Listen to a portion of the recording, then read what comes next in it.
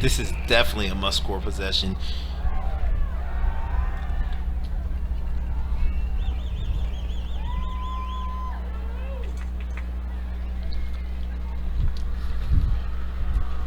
Hand the ball off. That's J.B. Brown breaking tackles.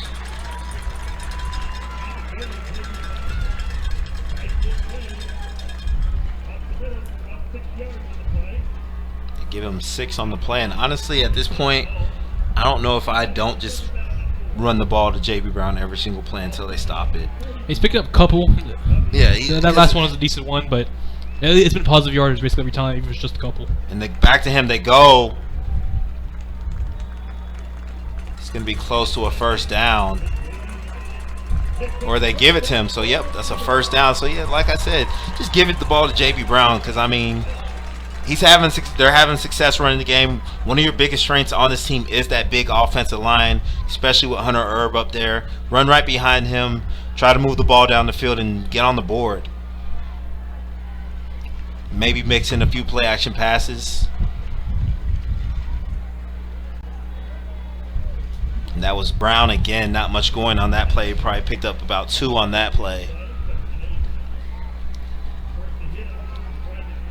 You just don't see it at high school as much because how quarterbacks always playing the shotgun. But this is kind of feeling the game where the under center play action would be effective in those rollouts and getting your quarterback on the run with the receiver running with them. Yeah. Speaking of play action, they're taking a shot. I believe that's White Bear, and I believe that is caught, and it is. Big play from Charles White Bear. Biggest play of the game so far from the Eagles. Yeah, I think it's going to be about 32 yards. I'll put him on 26, so 26 yards. But a great job, kind of in between the cover two, threw it above Jones, the Wisconsin corner. Fit it just inside the safety. Back to White Bear they go. Throwing the Wisconsin commit to the ground. Oh my goodness. Oh my goodness. Yeah, White Bear came to play today. Yeah, again, we talk about it a lot. Charles White Bear is just, he's really big as a receiver. I think it gets lost out there. My goodness. When you're a DB. Wow. Yeah, he just threw Avon Jones to the ground, and that. Oh, as J.B. Brown drops that one. Yeah, White Bear just threw Jones to the ground and said, nah, I'm going to pick up this first down, get out of my way. White Bear listed at 6'4", 200 on 24/7 Sports. And he's every bit of that. He's every bit of that. Also, apparently Baylor and Rice have shown some love on him, just a little bit of interest. Stanford might show him some love. Stanford might show him some love with them seeing him do that play. Well, this was last year. A lot of times, this area in the red zone was throw it up for White Bear, so don't get jump balls. And they go into him. He catches that. Picks up another first down for the Eagles. How did Javon Williams not intercept that football? Yeah, it looked. That was a little. That was a dangerous pass. Yeah. Yeah, that was definitely a dangerous pass, but it did work out for the Eagles. Hand the ball off. That's J.B. Brown getting into the end zone. The Eagles are on the board. J.B. Brown. And the Eagles do not let the first quarter expire without getting on the board, cutting into that Dragon lead. You just hope this is the right play to get them some type of momentum to get back into this game. Yeah, again, a nice drive, a really good play calling kind of all the way through with your plays. It was mainly just it was J.B. Brown and White Bear, Charles White Bear. That's it. And then you notice White Bear having success. I like it. Keep going to him. Yeah, keep going to him. That's all you. Low snap. Extra point is good though. Yeah, honestly, I like that. Run the ball with J.B. Brown. If you're gonna do play action pass, throw it to Charles White Bear.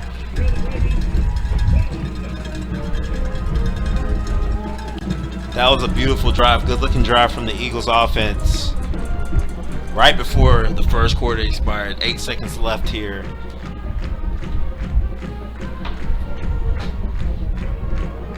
Now you just need to get a stop on defense.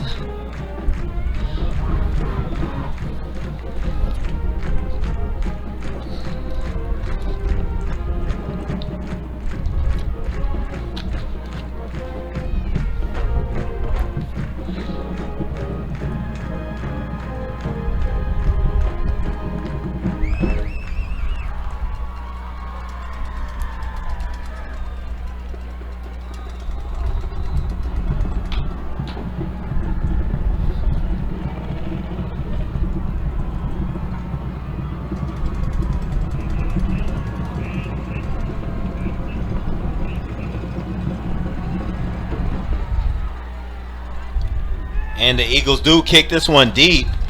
It's going to bounce into the end zone for a touchback. So with that, the Dragons will have the worst starting field position of the game so far.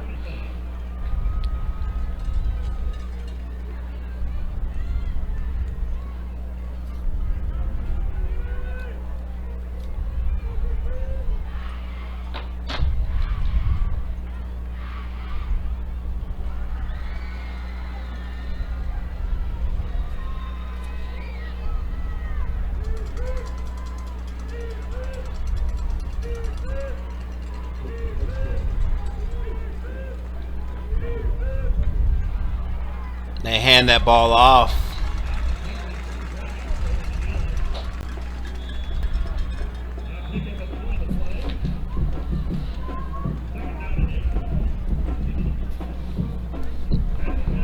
And that's the end of the quarter.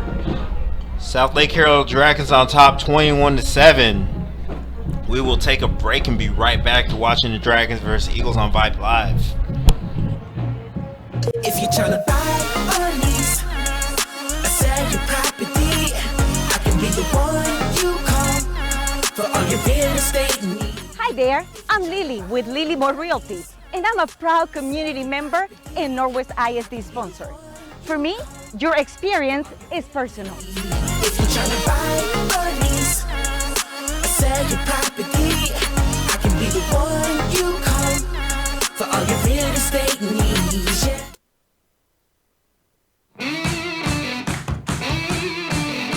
Injuries can be overcome. Returns can be triumphant.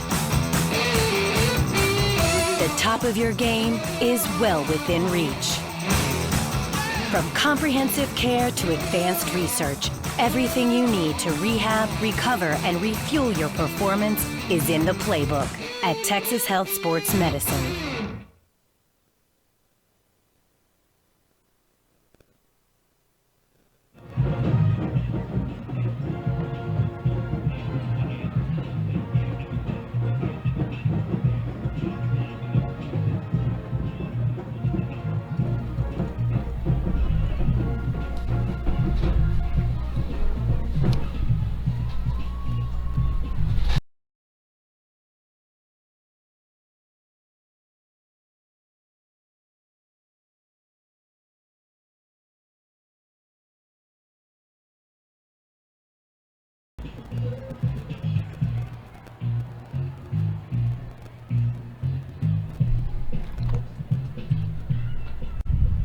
Back to Northwest ISD Stadium.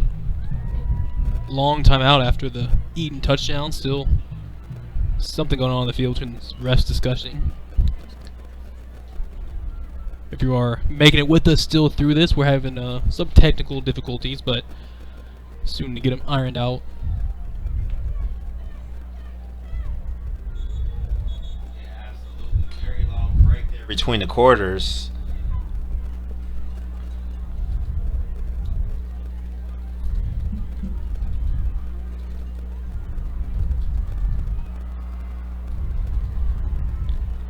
And we are back, but okay, yeah, we're back. Start of the second quarter here. Anderson looking downfield. The ball is caught. I believe that's RJ Maryland, the Boston College commit.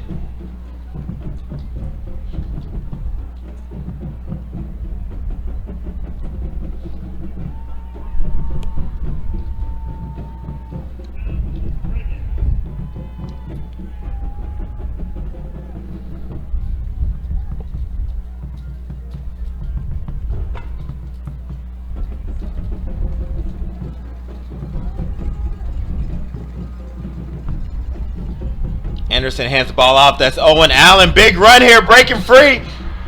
Has a few men with angles on him, and they do catch him. There is a flag on the play.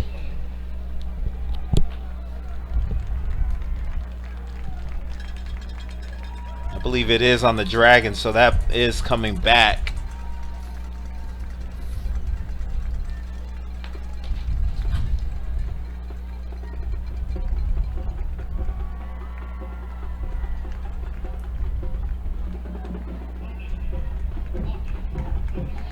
The hold will bring it back, so big break for Eaton there. Got to figure out something to get Owen Allen a little bit controlled.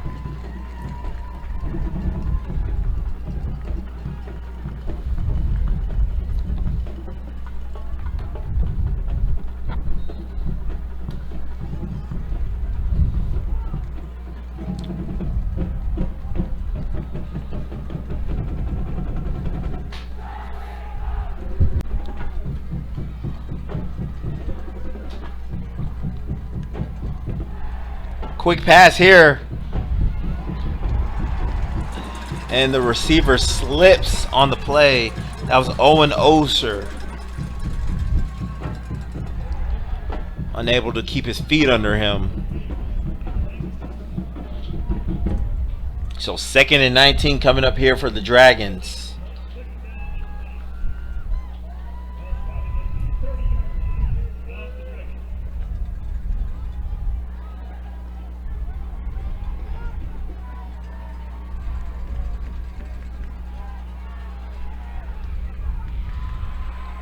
Ball is complete. That was Jake Willick picking up a first down for the Carroll Dragons.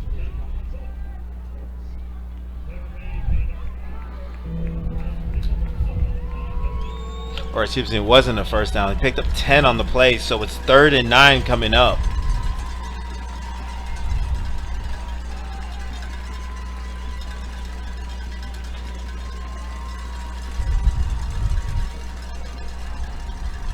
This might be the. Is this the first down the Dragons? Other than when it was 3rd and goal, is this the first 3rd down they faced? I think they had another 3rd and short. They had one in when they were 3rd and goal, but other than I don't know if they faked. Oh, and he drops the ball. And that's the. I believe that's R.J. Maryland. It is. It's R.J. Maryland, the Boston College commit, dropping the ball on that play. Bring up 4th down for the Eagles, so the Eagles defense gets their stop.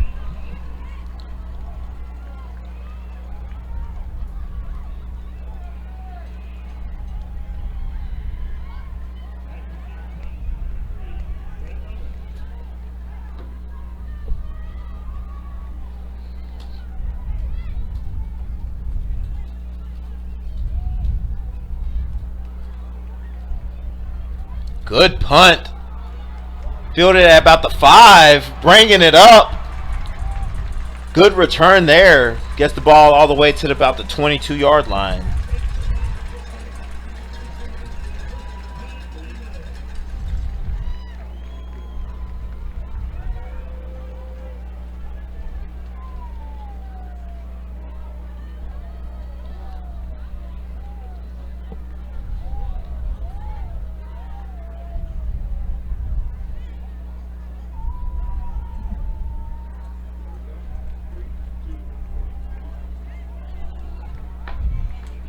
Now Eaton starting to really get themselves some momentum going. You get a nice drive. You get a defensive stop.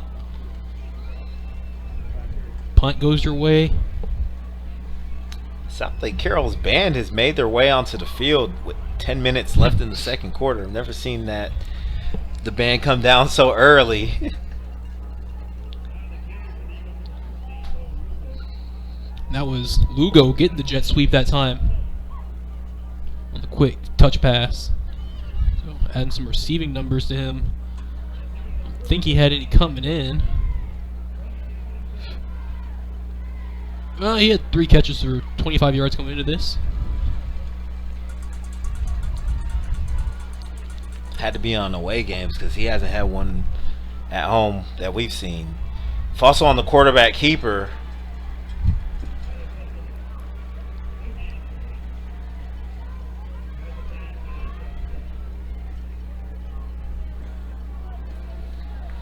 It's one of the first times we've seen the designed kind of keeper for Fussell. Again, gonna keep harping on that. You gotta make the defense guard 6 guys and Absolutely. be a threat yourself. Yep.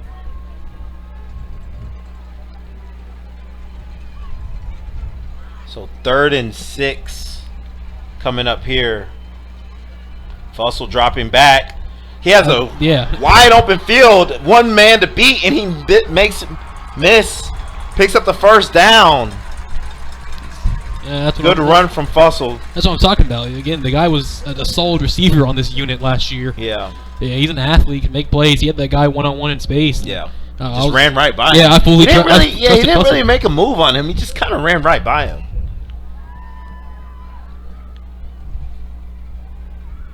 He did kind of give him a little bit of a wiggle, but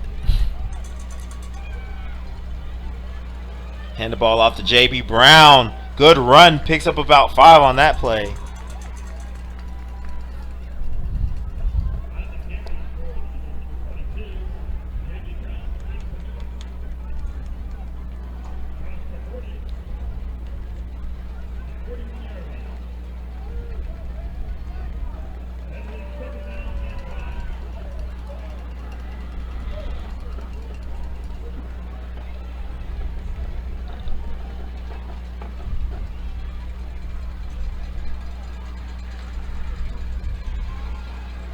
Fussell swing pass at JB Brown. Makes a man miss, still on his feet, breaks a tackle. Close to a first down. I don't know how he does it, but JB Brown ducks more tackles than really anyone I see. The way he goes low and then goes under tacklers. Yeah, he does. It seems dangerous kind of on your body because the way you bend yourself, but yeah. he just goes under defenders a lot. Blitz coming here from the Dragons. It's 3rd and 1. Looks like he had enough for it. They might be measuring it. They might call for a measure on the play. Or no, they're just saying it's 4th down, I believe. So 4th and 1. So Coach Miller will go for this from again. the 45. Eagles leaving their offense on the field. Dragons showing pressure. Luke Ledbetter.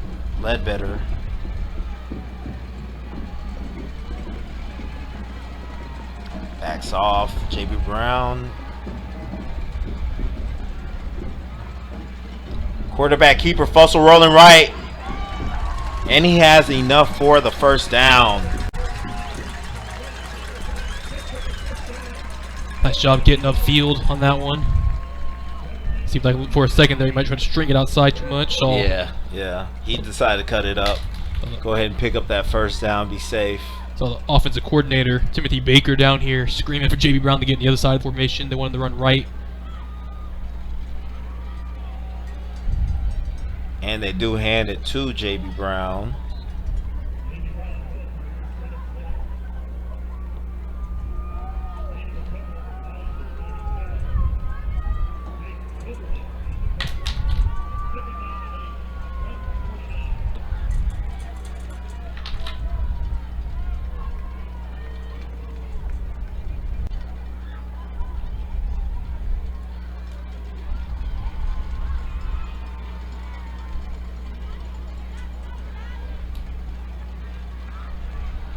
Fussell dropping back. He had JB Brown open for a wheel route. Takes a shot right off the fingertips. I believe that's Jaden Platt.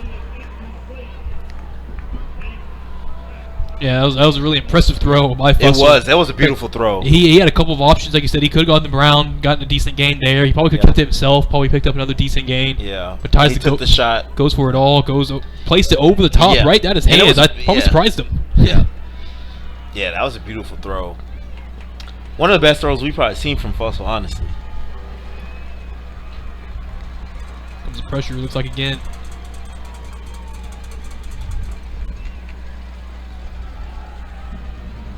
Has a man that's complete. First down.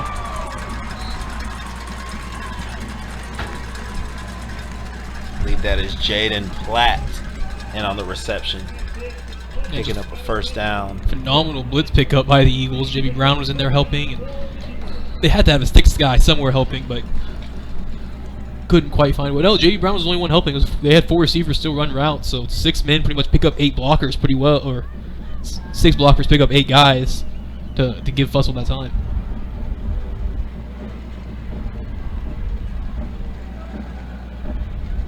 Screen pass here. That's Royal Evans, makes a man miss. Finally brought down.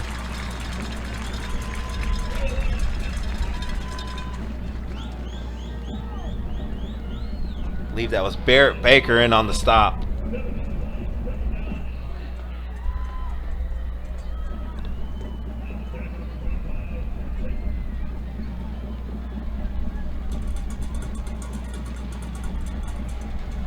And the ball off. JB Brown, I believe he has enough for a first down.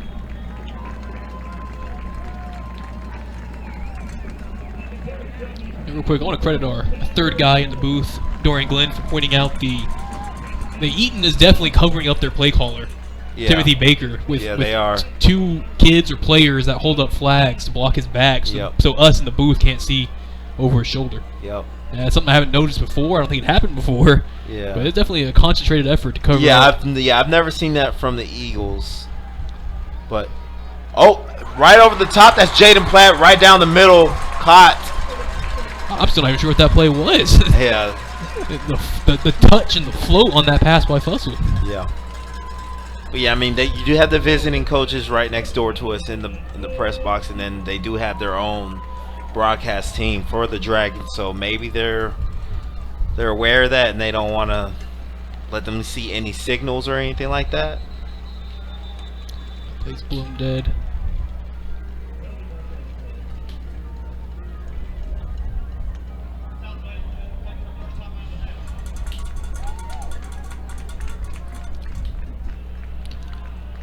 Timeout by the Dragons. 4:26. Eaton with a chance to try to make it a one-possession game. They do get the ball back. Get towards the end of the half. They do get the ball back in the second half. Of course, that's always something. Always something I'm looking at. But hopefully, Eaton's not thinking that right now. They've got to be focusing on this possession, making sure you get 6. Absolutely. Again, field goals aren't going to beat Southlake for you. You got to get in every time. Yeah, absolutely. And the other thing I was going to point out, did you see this moon tonight? That moon, I did. It's beautiful. It's a full moon, bright yellow. 10 days before Halloween. Yep. 75 degrees tonight, clear. Not very windy. So if you did need a field goal, it's a possibility you can hit it. It's probably the least wind we've had the past few weeks. Oh yeah. It's been windy for sure. the past few games, the past few games we've had been very windy.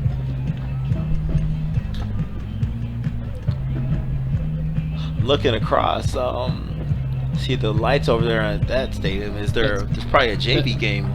Over here we got the baseball softball complex. Okay. So I know I did see some people in the field the other day when I picked up my sister from the aquatic center next door. Yeah. So baseball's getting some stuff in. Don't know what they'd be doing at night right now. And then down there is the Northwest practice field. Okay. Where also the JV probably plays. So play. so they probably. I mean, it's Thursday. Usually JV does play Thursday, and then varsity plays Friday. We have Northwest tomorrow night, homecoming game for them.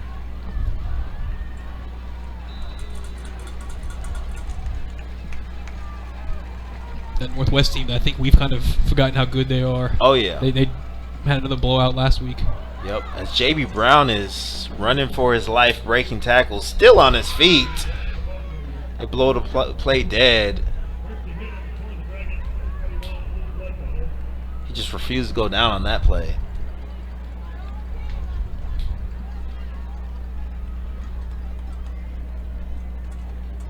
So 2nd and 9. Call it 2nd and goal from the 9.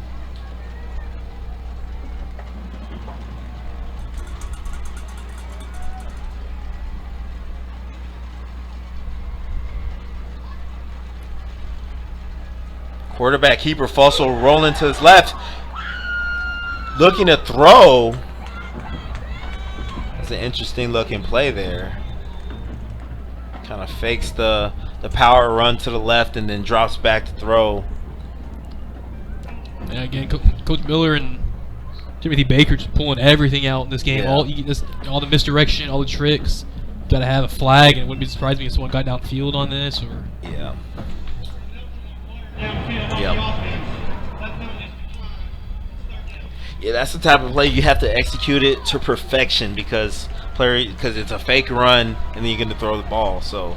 And Fussell just probably took a little too long to get rid of that ball. It works if you throw it quick, but he kind of waited for a second to wait because none of his receivers are covered. Took the extra second to throw it away. He had 2 receivers in the same area.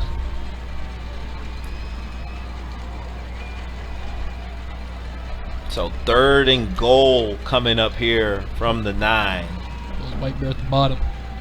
And they go to him. Fussell overshoots him.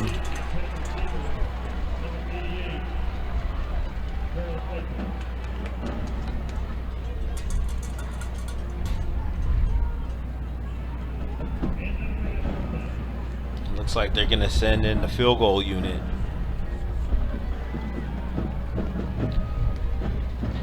I would have liked to see them give the ball to J.B. Brown a few more times on that drive, or in the goal-to-goal situation.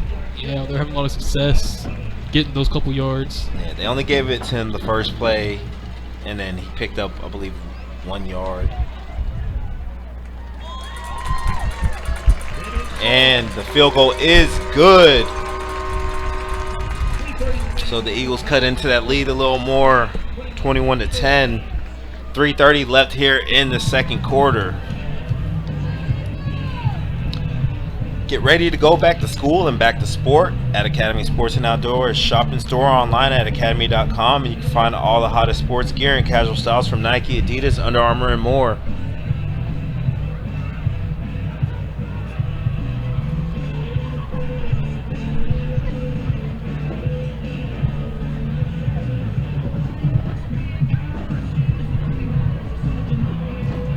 Well, a little disappointing for Eaton, but at least they come out with some points. Make it 21-10. Now the question is, how long can they defend? You know, can they keep Southlake out of the end zone again? 3:30 and 2 timeouts is all the time in the world. Yeah. So you barely have that working for you. So now it's just defense gonna have to stop, get you to halftime down just 11.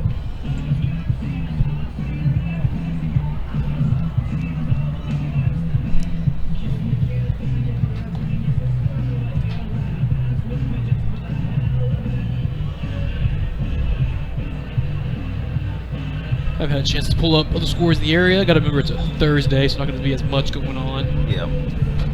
Well, there is a lot going on, just not in high school football. Not in high school. Yeah. Yeah. I get my high school obligations and duties in before I get my pros in. Yeah. Oh, and actually, I mean, there is another game in the district going on. Keller Central and Keller Timber Creek from Keller ISD Stadium. And Timber Creek's all over Central, 23-0. Huh. Yeah, Timber Creek in that battle with Byron, and really just Byron for that 4 spot. Yeah. Southlake, Eaton / Keller, 1, 2, 3. And that 4 spots, yeah. Timber or Fossil and Central's had too many losses already.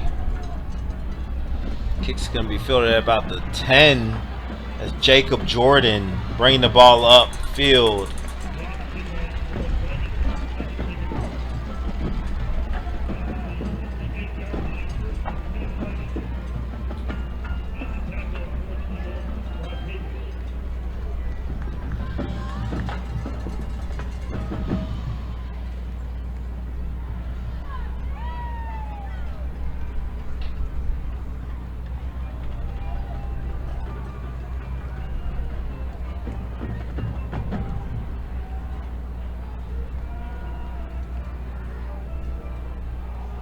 Hand the ball off. That's Owen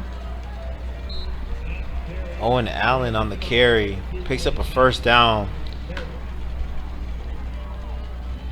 And just had a massive opening before anyone even touched him.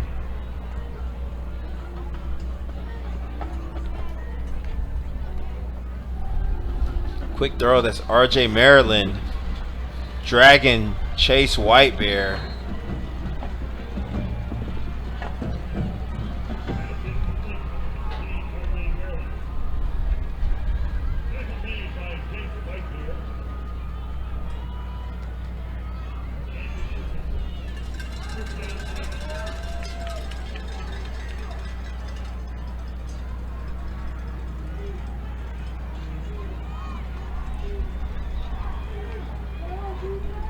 Hand the ball off. That's Owen Allen again. Huge hole. Right up the middle he goes. Finally brought down by Chase White Bear. Picks up about 20 on that play. Seems like almost every single run he's had has looked like that. Just right up the middle. Huge hole. And I see why he averages about 150 and 3 touchdowns per game.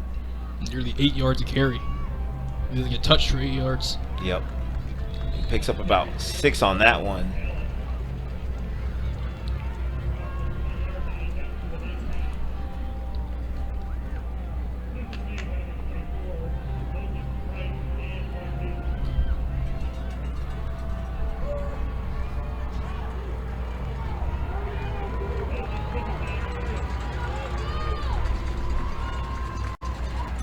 Hand the ball off. Picks up the first down.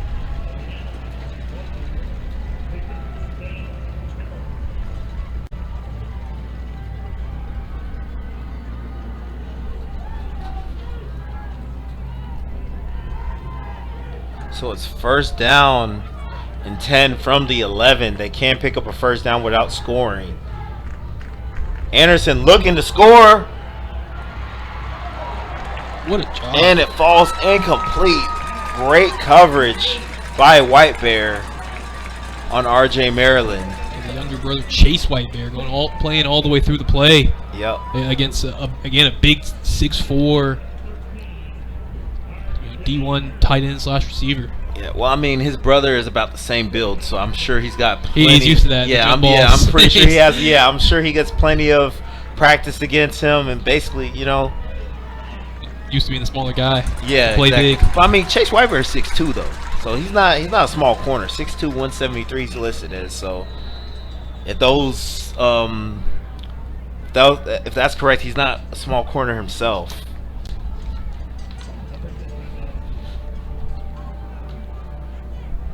And there is an injured player on the field. We'll take a step away while they tend to him.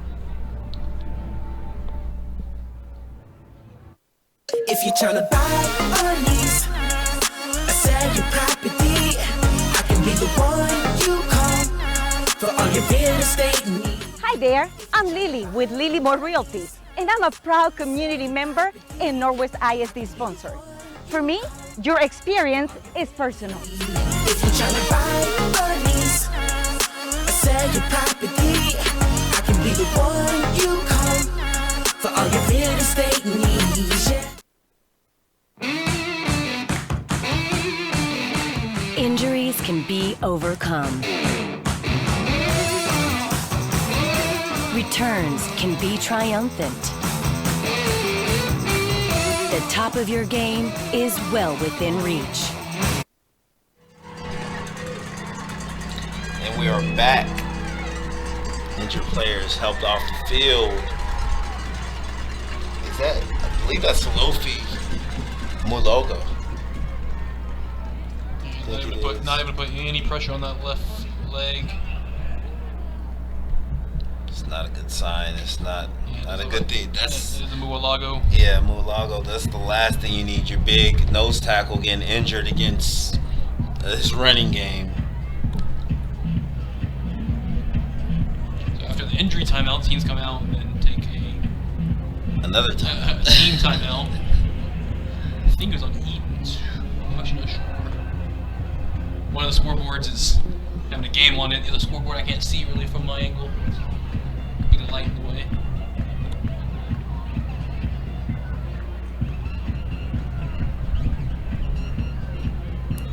Still got the second half of this game to go, but we'll be back here tomorrow. Don't forget for the Northwest's homecoming game against Granbury. Granbury's a team we saw put up 76 in the first half. I believe it was against I can't remember who the game was against, but yeah, they put up 76 points in the first half. I do remember you mentioning that score during our halftime scoreboard break. Yeah. So that should be a very interesting game tomorrow. Give it a lot of fireworks. Oh yeah.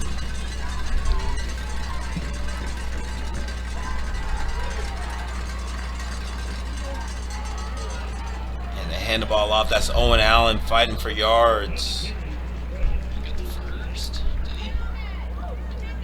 Looks like they're marking him just short. So they do mark him just short of the first down. That's 4th and 1 from the 2-yard line. And they can pick up the first down without scoring.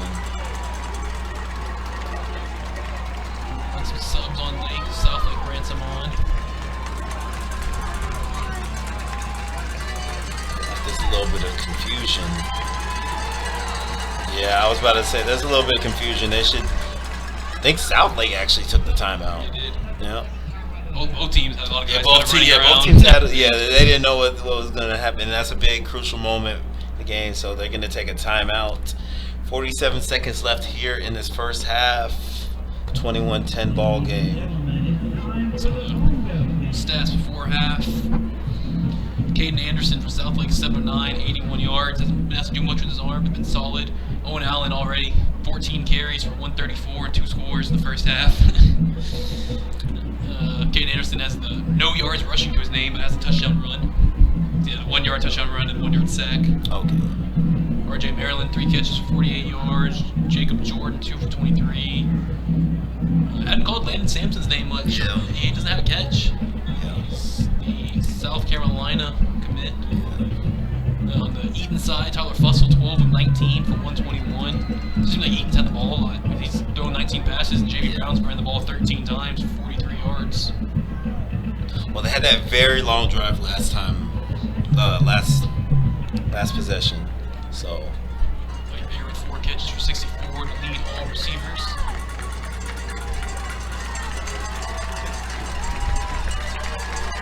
Good play. Eaton jumped. And they do mark it as a touchdown. That's a sophomore, Jacob Jordan, getting into the end zone. There was a flag on the play, but I believe it was on the Eaton Eagles. Yeah, they got him on the offside in the hard count.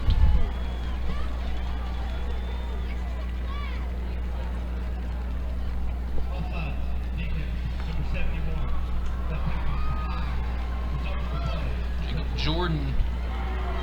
They went to Jacob Jordan a lot. I was wondering, here in this first half. he was getting a lot of love too after that touchdown catch, and the reason was it's his first for the sophomore. Oh, really?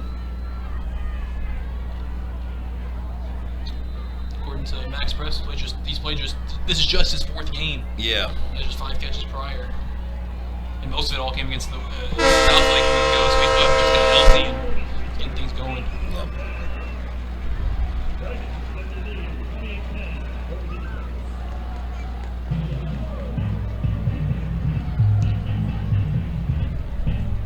Still 43 seconds in your 2 timeouts. Try to maybe get some type of points back.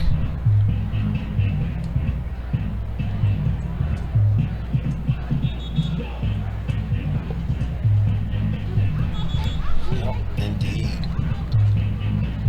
So get ready to go back to school and back to sport at Academy Sports and Outdoors. Shop in store online at academy.com. You can find all the hottest sports gear and casual styles from Nike, Adidas, Under Armour, and more. So the Carroll Dragons have an 18-point lead with 43 seconds remaining in this first half.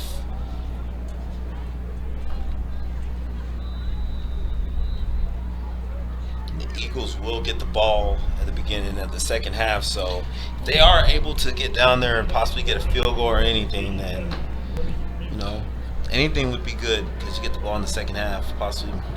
And I know this isn't exactly how you parallel look at games and compare things, but last year this game at Southlake, Eaton was down 35-10 at half. So beating that by a touchdown right now, maybe you can try to get some points again on your end. Yep.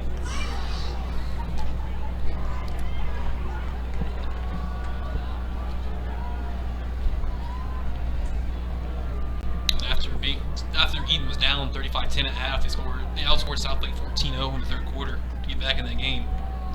Again, Coach Miller in the second half adjustments. That's why you can never count the Eagles out until. Yeah, they've had a number. They had that big come from behind game. I believe it was against Hebron earlier in the year.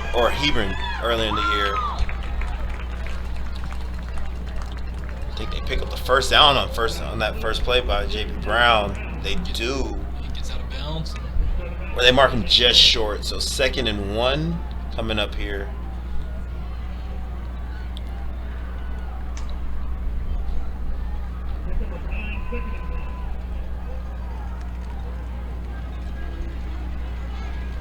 I think they're doubling Charles Whitebear down below. That ball is too high for JB Brown. Yeah, it looks like they're doubling White Bear. I think. That ball might have been backwards, in my opinion. That was a weird angle. He was coming up, the way Fussell started running up and just do a swing pass. Yeah. I've seen players react to less looking. Oh yeah, way less. Yeah. Just kind of surprised me no one went for that. Hand the ball off to JB Brown.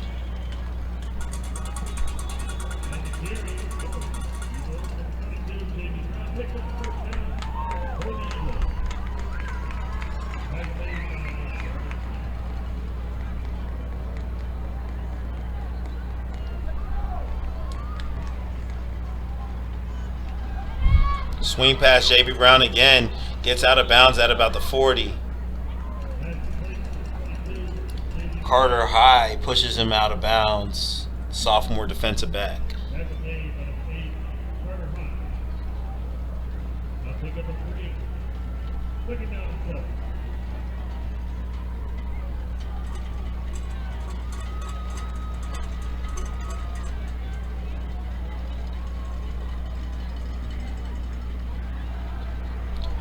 Fussell looking in White Bear's direction, swings it to JB Brown. He breaks a tackle, makes a man miss. It's a timeout off of 2 seconds also. They're gonna have the ball at about almost midfield. I mean, do you take a shot? Yeah, Hail Mary time? You go to all your quarterbacks on the bench, say, which one of you have the strongest arm? Yeah. You put Charles White Bear and Jaden Platt on the same side of the field. Tell them go down there, go to the pylon, we'll send it to you. Jump.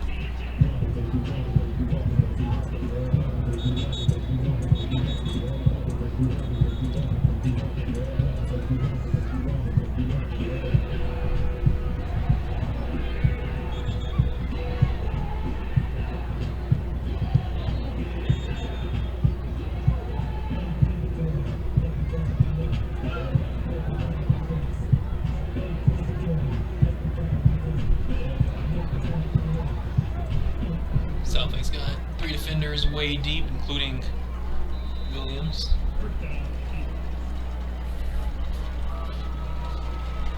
Javon Jones. Yeah, I like to just throw a hitch route. And that'll do it for our first half. Carroll Dragons up 28-10. If you stick around, we will have performances by both marching bands.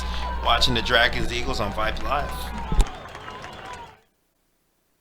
If you're tryna buy or lease, or sell your property, I can be the one you call for all your real estate needs. Hi there, I'm Lily with Lily More Realty, and I'm a proud community member and Northwest ISD sponsor. For me, your experience is personal. If you're tryna buy or lease, or sell your property, I can be the one you call for all your real estate needs. Yeah.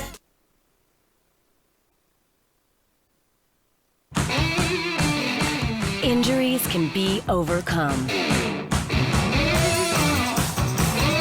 Returns can be triumphant. The top of your game is well within reach. From comprehensive care to advanced research, everything you need to rehab, recover, and refuel your performance is in the playbook at Texas Health Sports Medicine.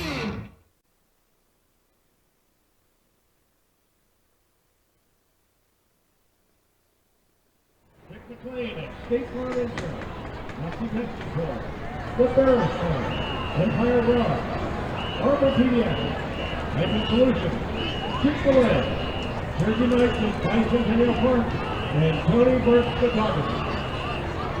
The Emerald Bells made it to the quarterfinals of America's Got Talent Season 14 and have also been guest performers on the Kelly Clarkson Show, Good Morning Texas, and halftime performers for the Dallas Cowboys and the Dallas Mavericks. The Emerald Bells are under the direction of Melissa Page and assisted by Catherine Joe Brown. Officers for the Emerald Bells are Captain Kate Coates, Senior Lieutenant Riley Axe, Callahan Clark, and Hannah East. Junior Lieutenant, Sydney Frazier. Amanda Hollis. McKinley Kidd. Violet Macy. Sophia Martillo. Peyton Monroe. And Kylie Schaefer. This week's Girl of the Week is junior Megan Eiley. The Bells team motto is Be Kind, Be a Bell. Each week, the team recognizes one member who has demonstrated kind actions toward their teammates and within the community. This week's recipient is Amberly Seaburn. Tonight, the Emerald Bells will be performing a jazz, palm, and kick routine to a medley by Janet and Michael Jackson.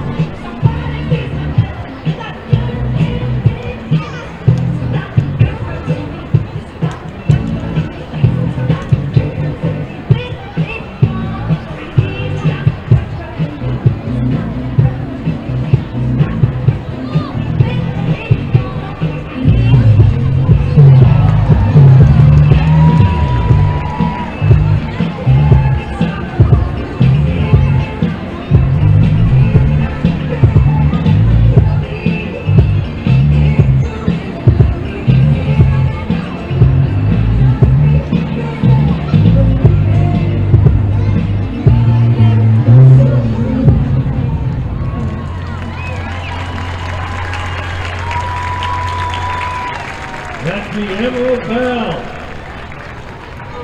Now the Dragon Band is unfortunately not with us tonight, as they are en route to compete in the National Bands of America Super Regional Contest in St. Louis, Missouri.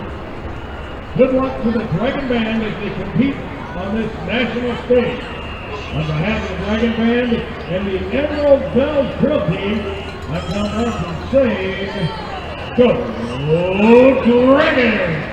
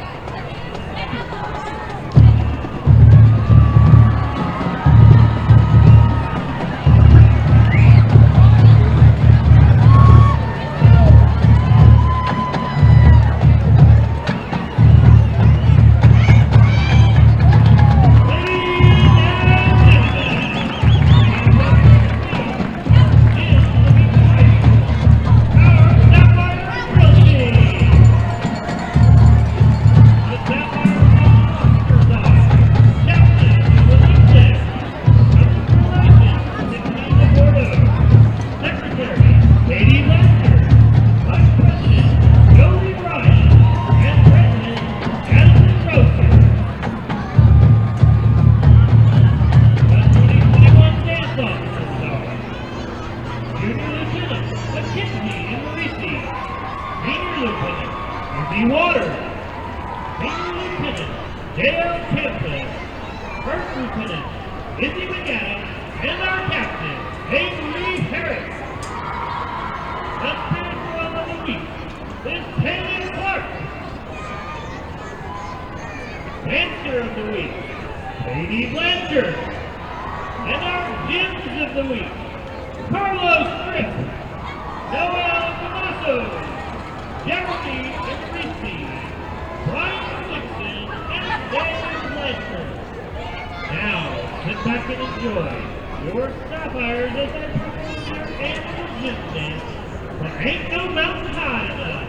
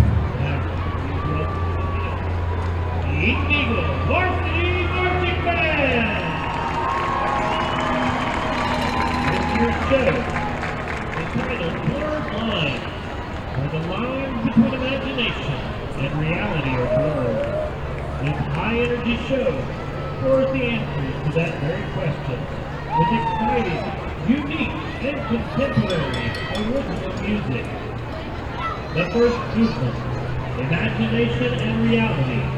Bar lines are immediately blurred by way of alternating phrases of 4/4 and 3/4 bars, making it hard to determine where reality begins.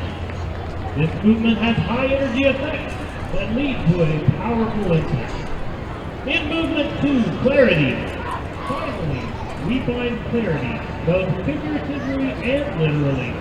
With this incredible arrangement is the popular Zed tune by the same name.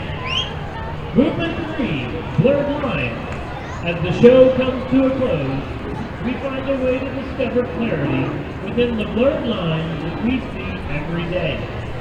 Our featured soloists are Abigail Shields, Abner Perez, Penny Reed, Katie Hogan, Jade Ray, Carol Peterson, Haley Malia, and Chris Favela.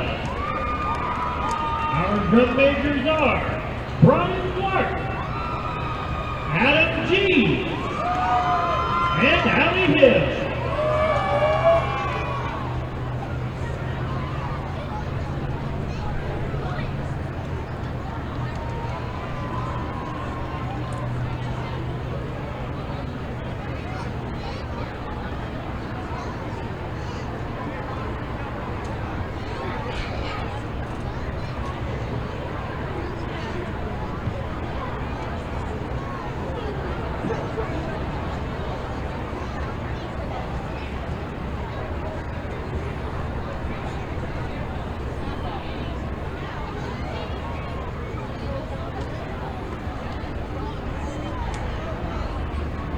The lines between imagination and reality are blurred.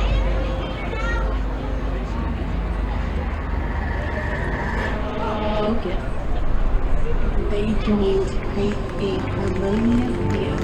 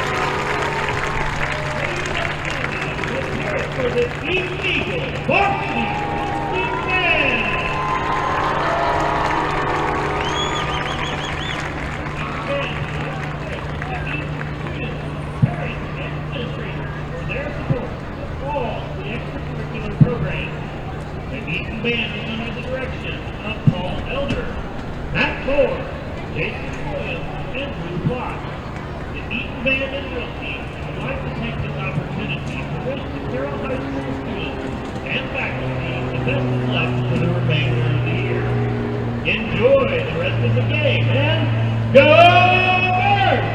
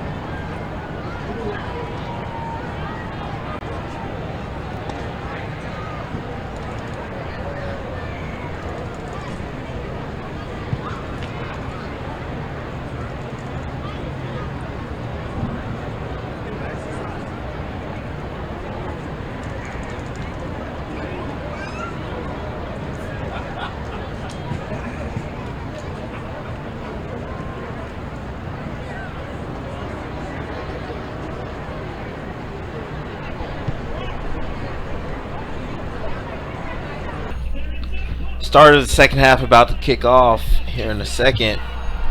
Yeah, we actually got through the halftime performances quicker today than normal, so Yep. a little bit of extra time for halftime. Got up the screen of the Eaton mascot Eagles. We set up the second half, 28-10 Southlake. Like I said, last year, halftime of this game, the score is 35-10. So Eaton around where they were last year, getting the ball about the half. Again, offense hasn't looked bad really at all.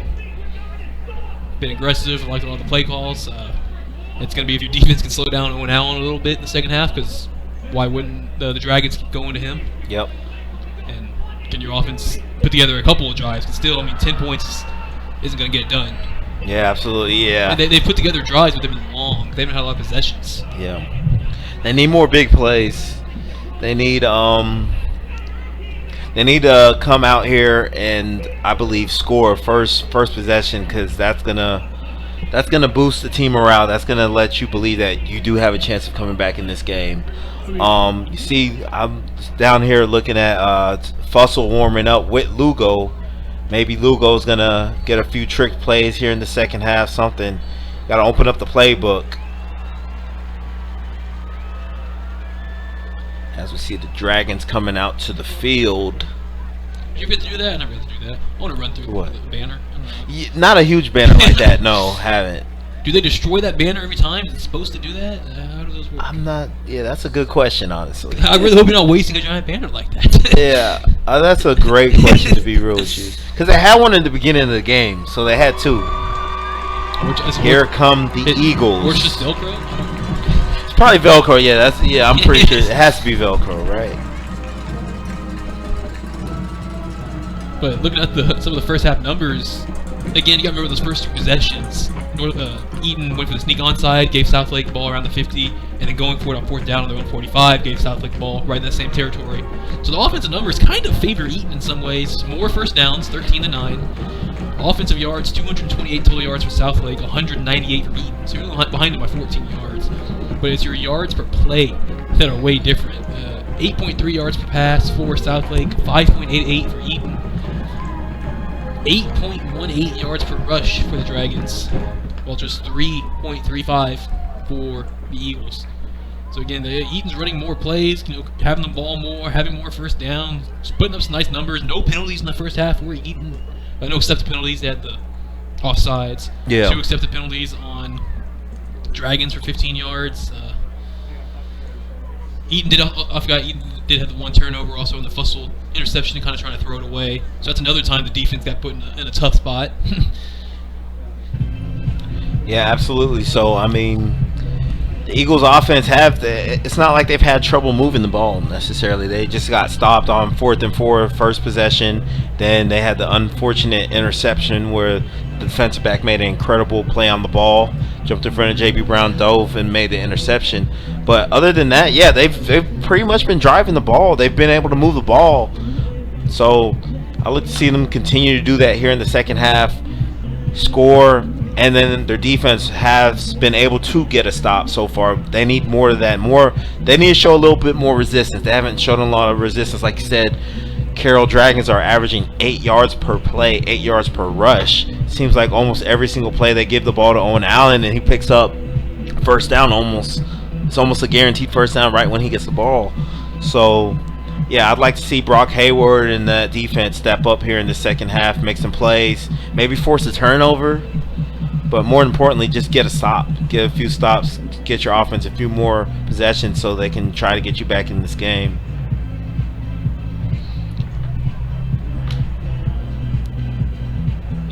On the turnover side of things, Southlake doesn't turn the ball over a lot. Anderson just 5 picks on the season. They don't have their fumble numbers on here. Dig a little more. Again, like I said, Anderson just 5 picks through his 7 games.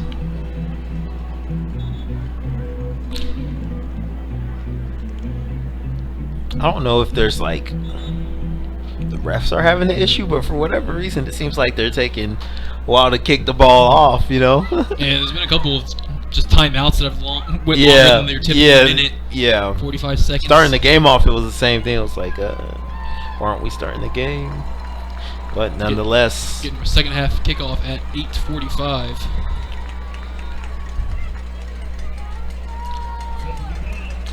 Eagles about to start the second half with the ball. And we're back into the action.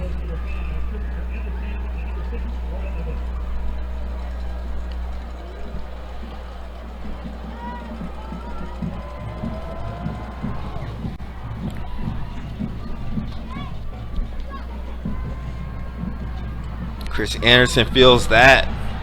Great tackle by the Carroll Dragons kickoff team. Bring down Anderson at the 10. So the Eagles will get the ball deep in their own territory. Yeah, I know, again, Anderson had that nice return a couple weeks ago. He's a great athlete. But, you got a fair catch in a couple of these. Yeah. I think he's attempted to return 2 so far, and I don't think he's gotten across the 20 on either of them. Yeah. And he's let a couple go for touchbacks.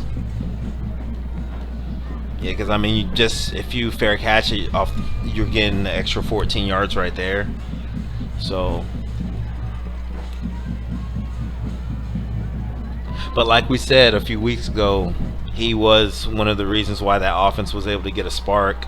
So I'm sure he's thinking that in his head. We're down 18. Let me try to get a big return as they go right to him, and he drops it and it gets leveled after the play. I think it was one of those. It was a bam play. Yeah, he had to come. He had to jump up for that. That's a scary spot you could be as a defender, a receiver. The way he was looking back towards the quarterback, jumping in the middle of the field. Yeah. In a sea of defenders. Yeah, with 2 defenders right next to him.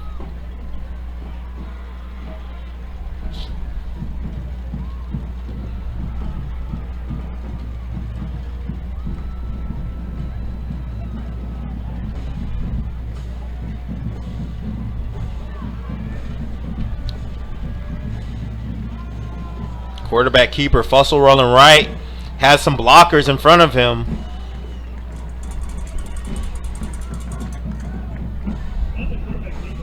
Picks up about 6 on that play.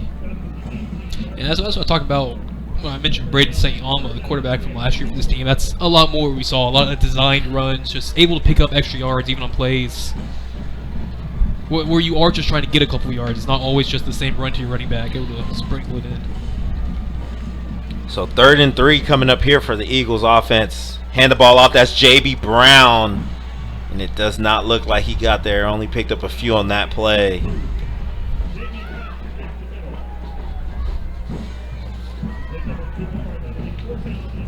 Again, this still doesn't even surprise me. The offense staying out there. 4th and 1 on the 20. And the Eagles are momentarily leaving their offense on the field. See if they actually do go for this one.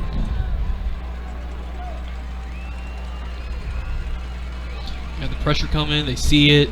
Safety here is in charge of Platt in the slot. So see if they can take advantage of that. 5 seconds left to snap this ball. And they do. They keep it. Oh, man. And they do not get it. So that's a turnover on downs at the 20. Man. And that's kind of just... Yeah, they're trying to. It's quarterback keeper. Ideally, you have numbers on plays you have like the numbers. that. Yeah, you have the numbers, but I mean, But man. Southlake defenders and athletes just making plays all over the place. I mean, that was kind of like right up the middle. I feel like if you're gonna go for it, you have to go behind no one other than Hunter Herb. Go to the left. Let Hunter Herb block the way, because I guarantee you he will get you that first down on 1 yard. Don't go up the middle on that one. Go to your left. So a couple failed 4th and shorts for Eaton. So it's Dragons taking over at the 20. First play, they give the ball to Owen Allen. He picks up 3.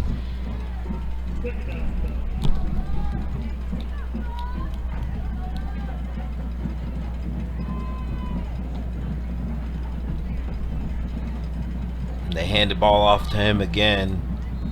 And yeah, I mean, when you see that type of play calling, it's almost like Coach Miller knows that his defense, like, no offense to his defense or any of the players on that defense, more than likely they're not going to be able to stop the Dragons offense. So it's like, why not take your risk? Because at the end of the day, whether you punt it and push them back a 40, maybe 50 plus yards, they still will probably score. As you look at RJ Maryland running by Vype, and Vype breaks that play up.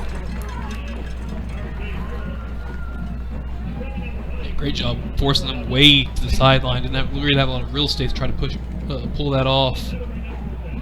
And with that, it's 4th and 3. It looks like the Dragons are sending in their field goal unit. So the Eagles defense able to basically make a stop. Yeah, I'm saying this is the best case scenario. Yeah. It's still a 3-possession game either way now. Yeah.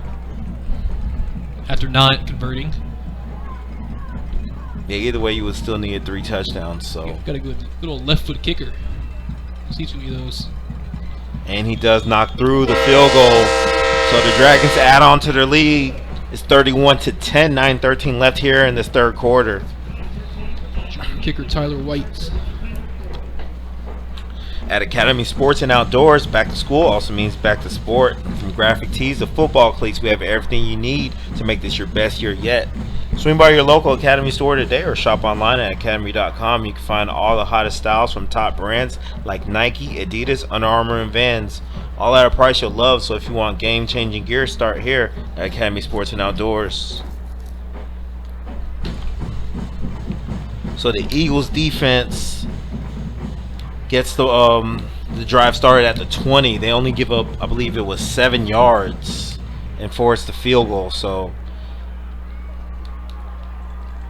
21-point lead here for the Dragons.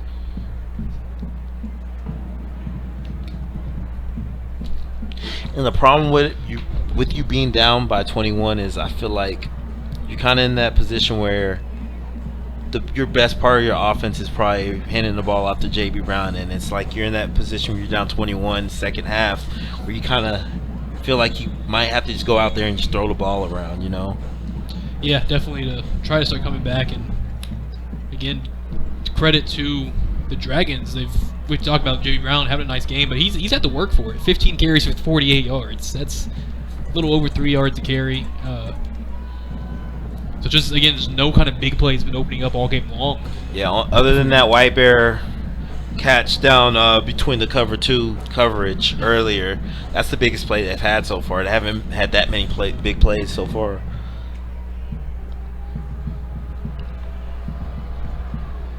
And the Dragons trying an onside kick. The recovery, but And they did they recover that?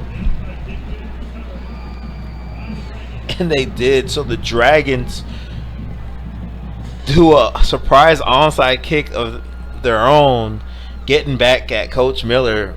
Coach Dodge probably wanted to get that one back, and he did. And unfortunately, there is an injured player on the field. That onside came right at him, and so did the whole Dragon team. Yeah. was looking to get who it was, but couldn't quite get the number before the player got covered up. But yeah, I got kind of lost in that play because naturally your head whips back to look for the ball in the air and never went up in the air. Yeah, I mean, when you're down by 21, you're not expecting the team to do an onside kick. I believe that's 71. Yeah, 71 up and walking. Grant Thetford. Yep. We see him. He's listed as the offensive lineman and defensive lineman. We do see him on that defensive line often, so it's a solid piece for them. But at least walking, looking all right. Yep. Walking under his own power. So yeah, he's probably just a little shaken up. Yeah, again, it was a sea of white jerseys, and the football coming all right at him at full speed. But unfortunately for the Eagles, you're right back out on defense. You get that stop, and they say, no, that's not good enough. We want to score, so we're going to do an onside kick. You don't see that often. Unless if, no, not at all. like, I thought one onside, sneak onside was going to be the limit for today. Yeah. So we've seen 2 of them. That was perfectly executed as well. Quick pass.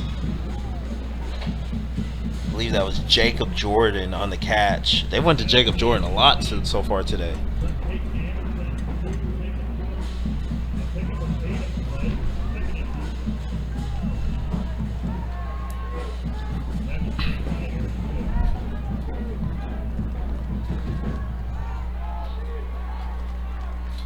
Caden Anderson rolling right. Just steps out of bounds. There is a flag on the play.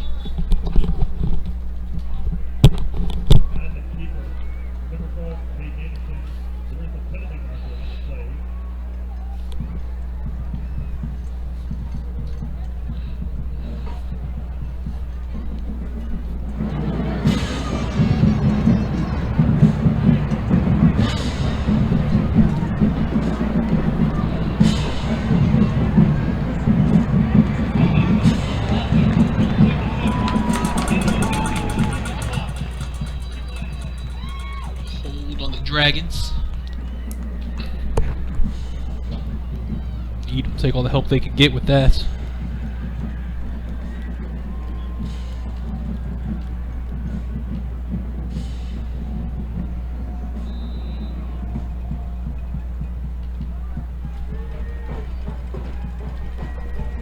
So 2nd and 12 after the penalty.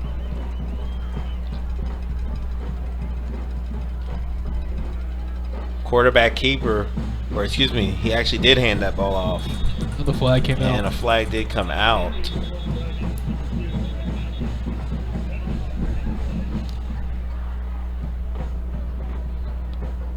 Score update: Timber Creek all over Keller Central, 37-7.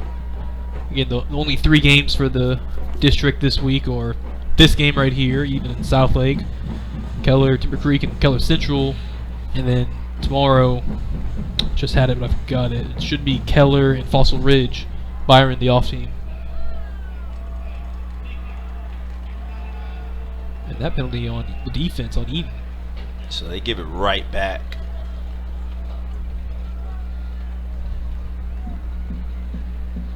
Which puts the Dragons in their territory, place they've been very familiar with today.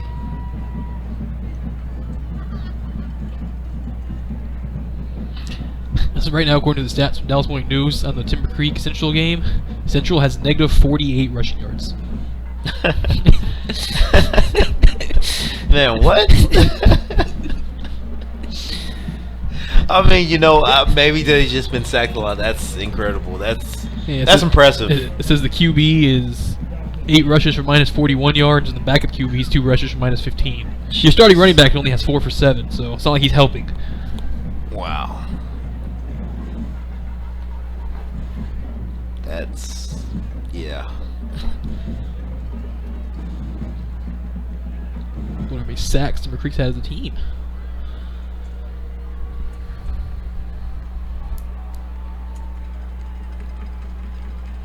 Anderson looking, has a man that's caught.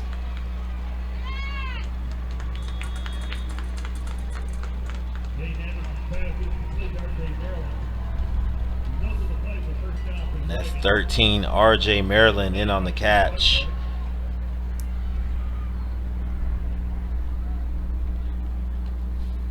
Now that I think about it, I haven't seen Landon Sampson. He's number 6. He's down in the field. I've seen Owen Oser, Jake Willick, a lot of Jacob Jordan. Yeah, I'm assuming Landon Sampson's out of this game. Probably hasn't suited up. That's probably why we've seen a lot of Jacob Jordan so far.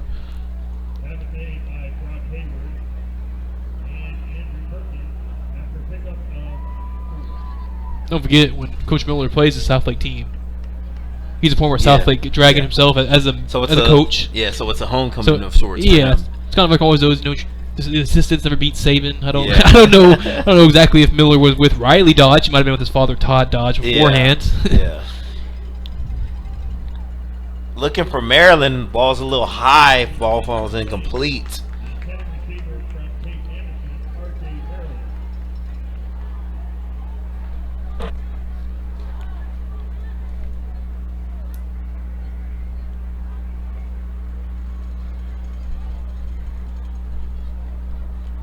Just trying to find the year she was out Southlake. Couldn't find it yet, but also don't forget Coach Miller was at Northwest High School right here himself for a couple years.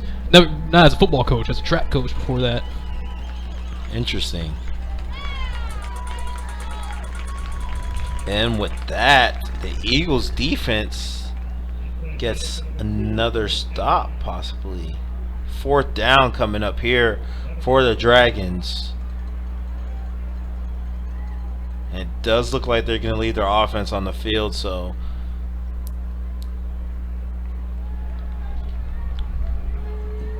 I mean, the Eagles defense kind of, I don't want to speak a little too fast here, but they're kind of stiffening up here a little bit. Playing with some pride, Yeah. no doubt.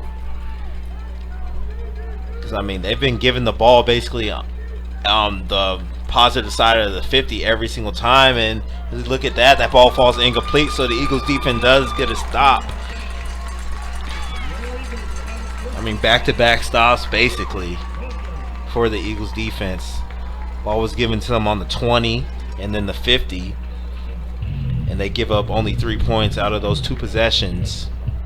Unfortunately, you do still find yourself down 31-10, and your offense is getting the ball at the 11-yard line, so a lot to make up for the offense.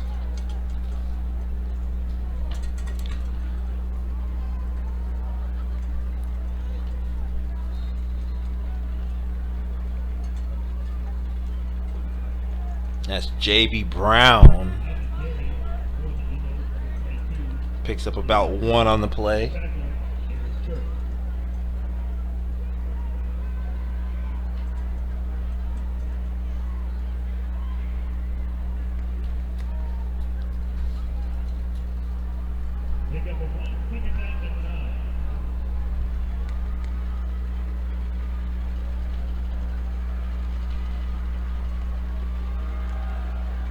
Fussell rolling left, in trouble, swings it out to J.B. Brown, tackled immediately, probably lost a few yards on that play. And just, you do what the game dictates you to do, and it's been dictating Fussell to constantly be under pressure and be forced to kind of just get it out of his hands to his swing, to his check down, his swing routes, whatever he has. I mean, here comes all the Dragons to the line again on 3rd and long.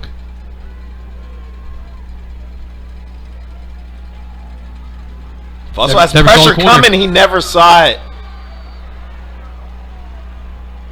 The corner came, the linebackers pulled back to the line, kind of had all their attention drawn inside. Never saw the corner coming backside. Yeah, he never saw that. And hard as this believe, this is Eaton's first punt It is. with 10 points in the 3rd quarter.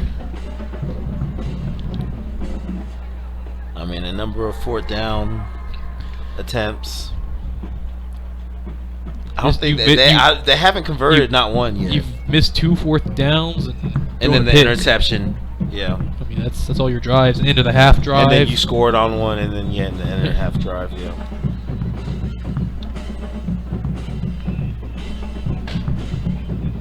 And unfortunately, they're going to get pushed back even closer to the goal line. Yeah, So Brock Hayward came running on way late. Just they weren't ready. Seemed like Eaton wasn't ready to punt all day, so caught him up by surprise. Yeah.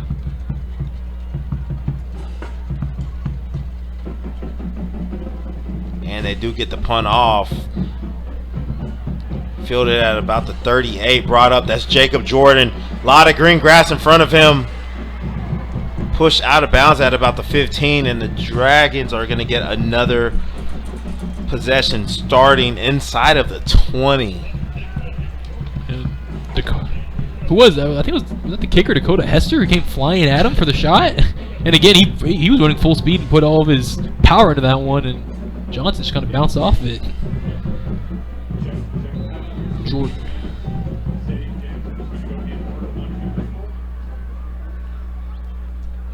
This has been kind of a nightmare third quarter for the Eagles. For the record, the Eagles have not punted. Yeah. Until that play. But at the same time, yeah, you've only given up 3 points in the quarter somehow. But Southlake's had the ball on your side of the field all game long, or all half. Yeah, which is actually incredible. It's very incredible. They've had 3 possessions all at the 50 or better, 2 inside of the 20. And, I mean, this is the 3rd possession, so we don't know what's going to happen yet. But, yeah, you've only given up 3 points so far, but fortunately you were already down 18, so now you're still down 21, and the 3rd quarter is basically over.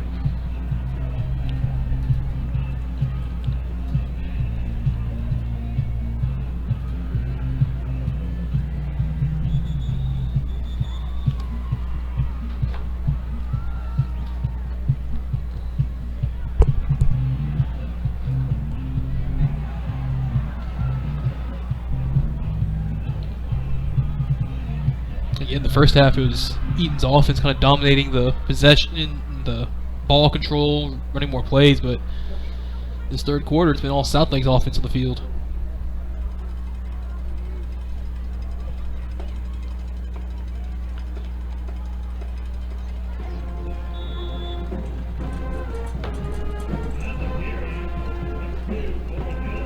It's another Owen Allen carry.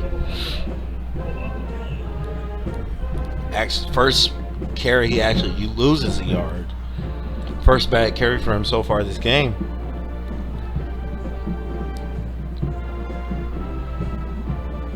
So the Eagles defense still making their presence felt here. And there is a flag.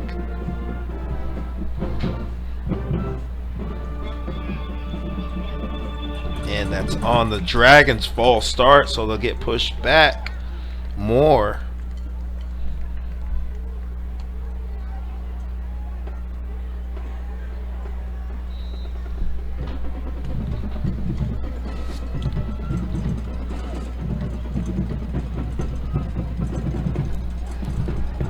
Caden Anderson looking, has a man, it's complete. That's RJ Maryland. Swung down. He's close to a first down.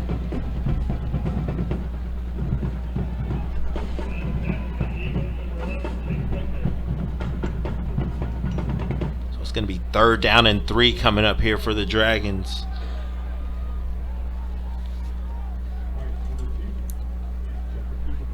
Comes Maryland to the close side to us. We saw them try to throw this fade earlier. Would be a good time for a slot fade. And they just hand the ball off. That's Owen Allen right into the end zone. It's always a good time for that. Oh, yeah. It's another Carroll Dragon touchdown. Adding on to their lead. 2:15 left here in the third quarter.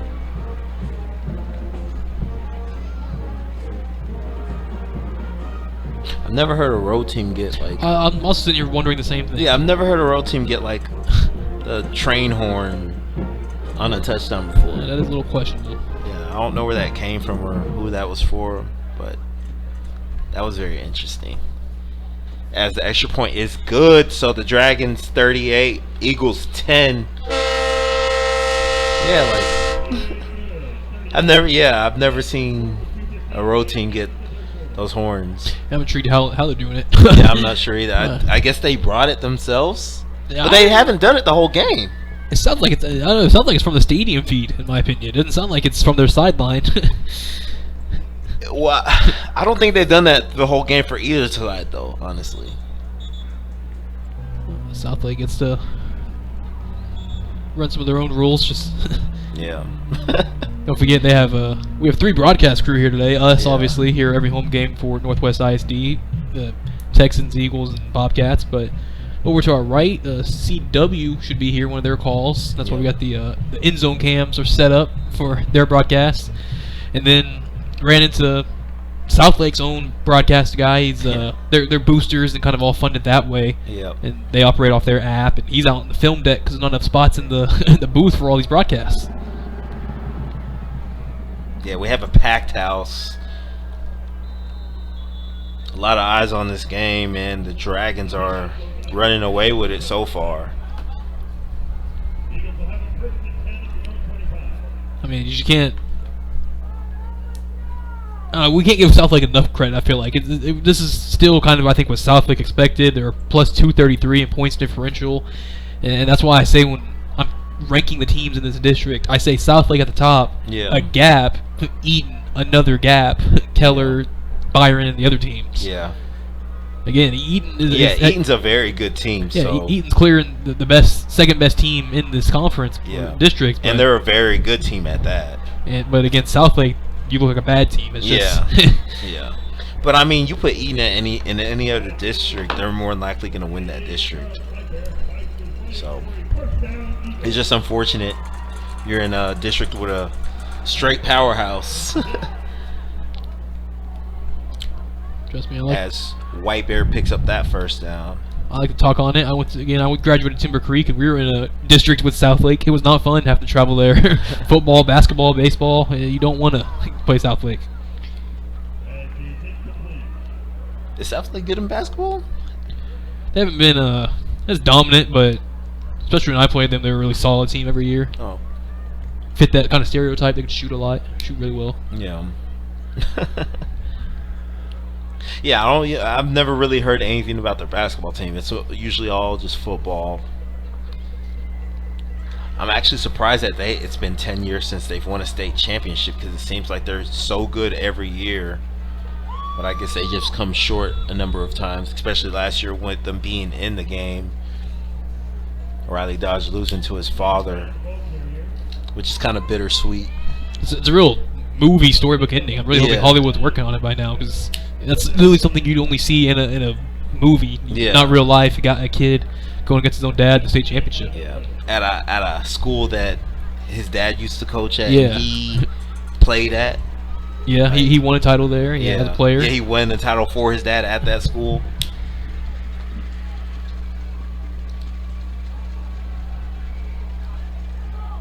Ooh, dangerous pass there.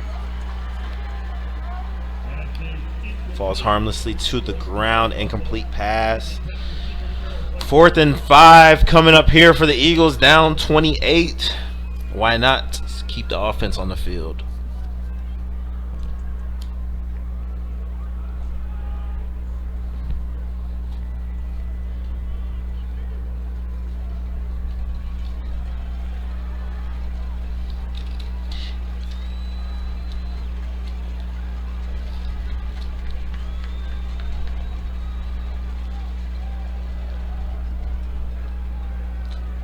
And they hand it off to JB Brown, and he does not pick up the first down.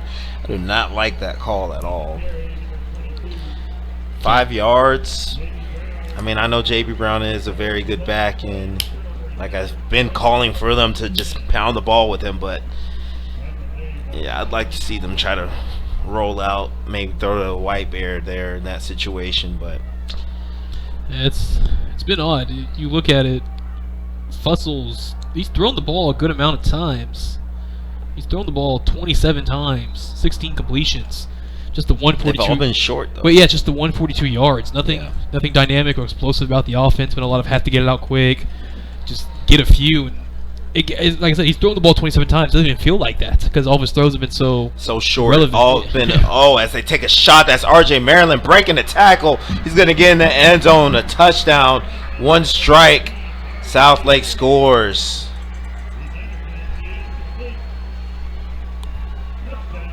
Incredible. He's just streaking down the sidelines wide open. And there goes that horn again.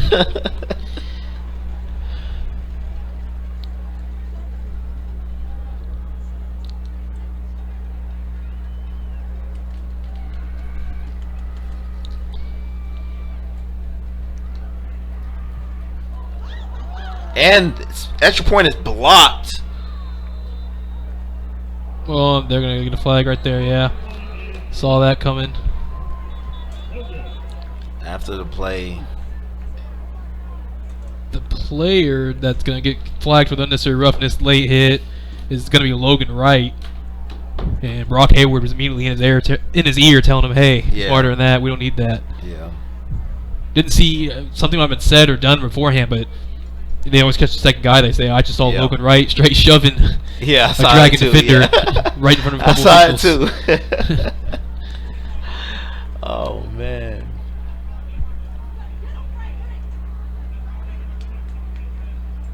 You got me over here trying to find basketball players in Southlake. I can't do it. I know Jermaine O'Neal lives in Southlake. I know that. Yeah. Yeah. Big part of that community.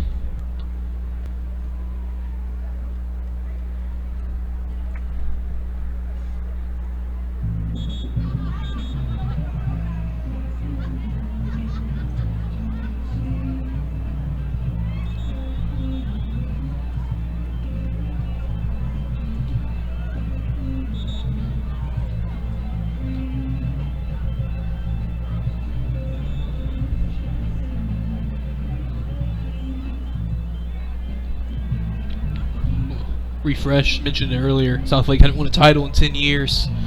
So going through them, they won in 1988. Then they won again in 1992 and 1993. They go back to back. Then they get a little 9-year, 8-year hiatus. Come back in 2002 and win it. Don't get there in 2003, but come back 2005, 2006, 2004, 2005, 2006, and three-peat. And then 2011, the last time. Is that when Riley Dodge was there? Because I know they won. They were really good with him because I remember hearing about him when I was younger, and he went to like UNT or something like that. He was there in 04 through 07 or whatever it was. That's what we are about to dig into.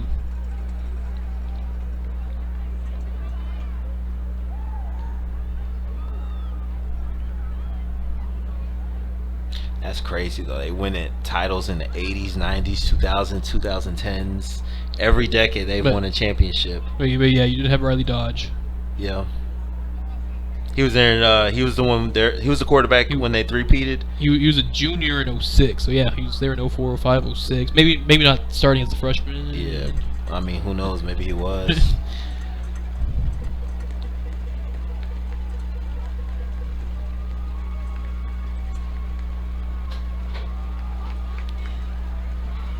Fussell looking downfield. He has a man. I believe that's Royal Evanson. Yes, that is pass interference. That was pass interference. So the Eagles will get 15 on that play.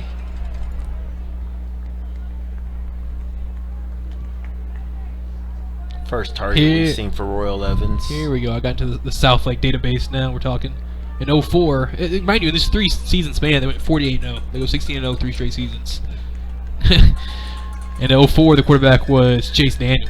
Oh, wow. I don't know why that even slipped my mind. In the 04 season, he threw for 4,600 yards and 49 touchdowns. Then went to Missouri and dominated Missouri. They list him on this article as Mizzou and NFL journeyman. Some say he's the greatest backup quarterback of all time because the deals he keeps getting for the money. Oh, yeah. Not even for his performance, just the way he keeps finessing it. Yeah. He's throwing can you think of a more formidable backup though? He's thrown like 40 career passes and has and is always has a contract. As that ball falls incomplete. Yeah, Chase Daniel's been in the league for a while. And in 2005 16-0 season, the quarterback was Greg McElroy. Wow, that's one we forgot about. Greg McElroy. I knew there was someone else I was missing. I did not realize he went to Southlake Carroll. I did knew that, but I forgot. Yeah, we were off the air. We were talking about Southlake players. We had Chase Daniel, Garrett Hartley, the kicker. Greg McElroy, the former Alabama quarterback. What a career McElroy had. We're going to see some more soon. We know this game is RJ Maryland. We'll see this throw by Fussell first. Incomplete. Falls incomplete, looking for Chris, or excuse me, that's Jaden Platt. Well, I mixed up the name earlier because there's another RJ that just graduated Southlake, RJ Mickens. Yep. He's on Clemson's program. He's been there the past year or two. And kind of that explosive guy, the athlete, DB, kick returner. So maybe see some more coming up. Yep. Again, don't forget Quinn Ewers. I guess he still gets the Dragon moniker to him. He graduated here. Yeah.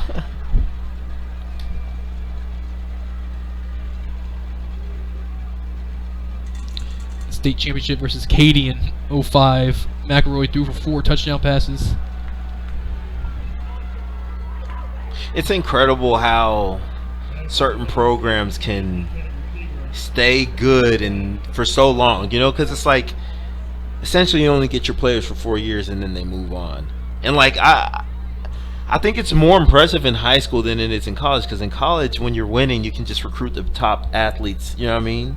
So like for a place like Southlake or Katy, you said, Westlake, all those very prestigious high school programs, it's impressive. Allen, those are impressive. It's very impressive to me that you can win and continue winning for like decades. Yeah, again, 16-0 for 3 straight years and a different quarterback each year. Yeah. And 2 NFL quarterbacks. Yeah.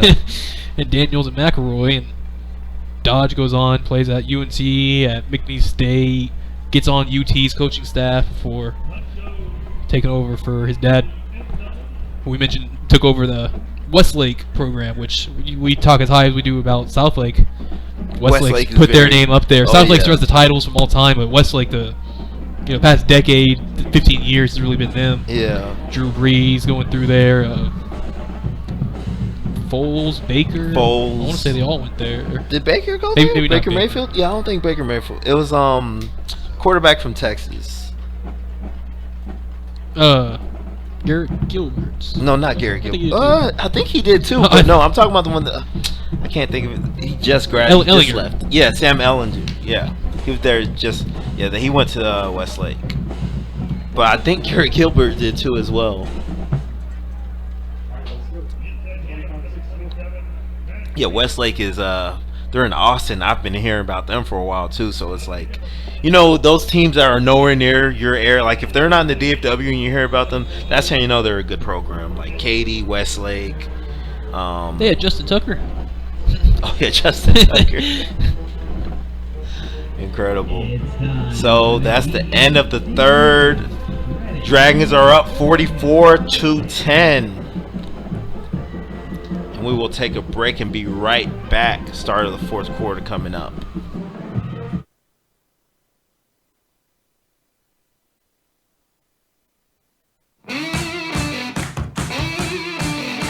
Injuries can be overcome. Returns can be triumphant.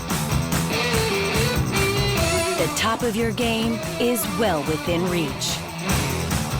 From comprehensive care to advanced research, everything you need to rehab, recover, and refuel your performance is in the playbook at Texas Health Sports Medicine.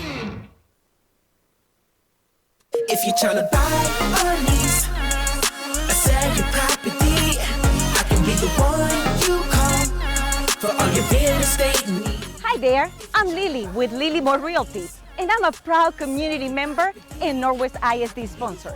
For me, your experience is personal. If you're trying to buy or lease or sell your property, I can be the one you call for all your real estate needs. Yeah.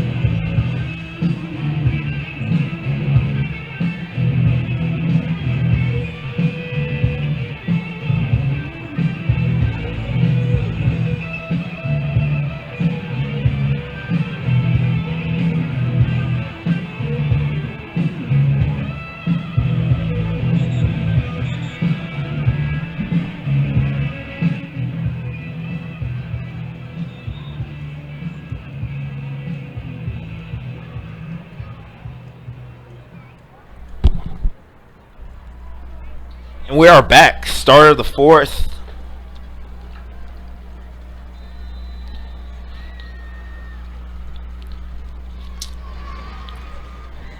Play action pass rolling right. That's Jacob Jordan getting a lot of looks in this game. Tackled by Brock Hayward.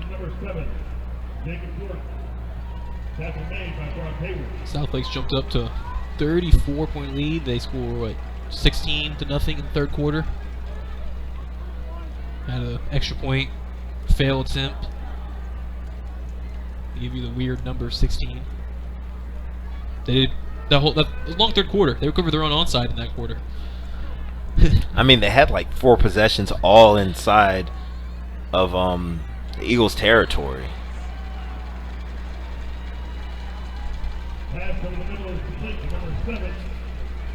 That's Jacob Jordan again, picking up the first down. First and 10, Dragons.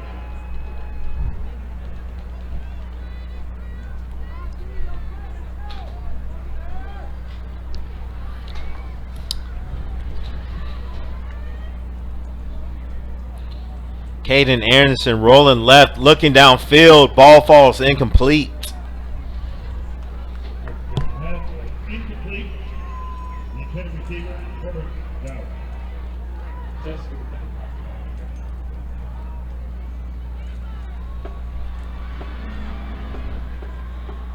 I found this article on Fox. I think it was from a couple of years ago. Fox Sports. Top high school quarterbacks in Texas. Again, it was a couple of years ago. It was top high school quarterbacks in the NFL from Texas. Since it was from a few years ago. Patrick Mahomes, Drew Brees. Mahomes not on it technically because it was a few years ago. Yeah, I think he was his first year probably when this came out. It was more just to get the list of some of these players. So yeah, Baker, he played at Lake Travis. Okay, it's down there by Travis. Westlake. Yeah. It is Austin. It's in the right area. Played at Lake Travis and won a 2011 state championship. Ryan Tannehill played at Big Spring High School, Big Spring, Texas. Honestly, couldn't even tell you what that is. Yeah, I have no clue where that is. Have no clue where that is. Never heard of it. And Josh McCown at Jacksonville High School in Jacksonville, Texas. Wow. Why not? Did not know McCown was from here. So that means his brother's from here too then. Luke McCown? Likely. Our guy getting the start tonight for the Browns, Case Keenum. Case Keenum, yep. Don't forget all the records he has at the University of Houston. Legend, yeah, Houston legend. Such a prolific quarterback at the University of Houston. He was out of Wiley High School in Abilene. Yeah. There's Nick Foles out of Austin Westlake. Yep, Nick Foles. Super Bowl champion Nick Foles. Philly legend. It's amazing how different backs in the game and you get tackles in the backfield. Yep. And there is a flag on that play. I believe it's going to be for the extracurricular activities going on after. Getting chippy down there. The runner was the sophomore 27, Maddox Reed. He's had a few carries this year, probably just in garbage time like such. Andy Dalton, also out of Texas, Katy High School. Oh yeah, yep. Andy Dalton went to TCU. Up here, yep. I mean, some names you really didn't expect. Like this one here, Derek Carr. He went to Clements High School in Sugar Land, Texas. Yeah, that's his crazy. family, David Carr, played Oh yeah, for because Houston. David Carr played for Houston. That's right. Yeah. So he probably had his family down there. Yeah. That's very interesting. Did not think about that. Matthew Stafford obviously. Highland Yeah. Park. And Andrew Luck. I Andrew forgot Luck about from it. Dartford, Houston, yeah. Forgot about Andrew Luck is from Texas. Yeah. And there's Drew Brees from Westlake. Taking a shot. Ball falls incomplete. So the Dragons are not interested in running this clock out at all. They're out here trying to get some more points on the board. Honorable mentions on the list were Patrick Mahomes, RG3, Corpus Cove High School. He was still getting some contract in Baltimore. Colt McCoy, he's still in the league somehow. Yeah. I think he's in Arizona now. From Jim Ned High School and Chase Daniel from Southlake. How is Chase? I mean, I guess yeah. It's an NFL list, yeah. Because in college, Man, how's Chase Daniel honorable mention, man? But yeah, no, yeah, that's an NFL list, so yeah, it makes sense.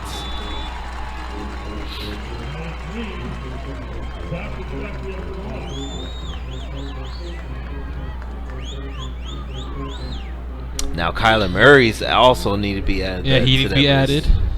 Kyler Murray. Patrick Mahomes was an honorable mention. He'd probably be #1 on that list at this point.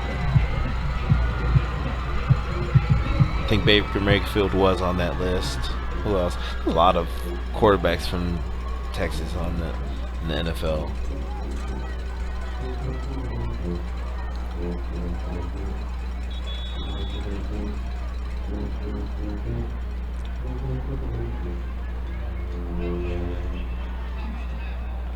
Another timeout on the field. Seems like a majority of quarterbacks in the league are either from California or Texas. Yeah, that's always Aaron the big Rodgers, conversation. Brady, both from Cali. Who else? That's it. Tom Brady, Aaron Rodgers. I mean, those are two of the top quarterbacks. They're both from. I just had a big one in my mind. I forgot it's.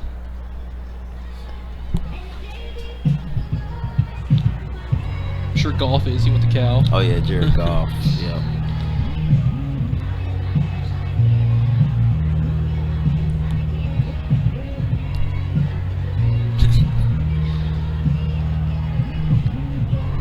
Yes, Clayton Kershaw is also from Highland Park. with Matt Stafford. They were best friends growing up. One of the coolest stories. Yeah.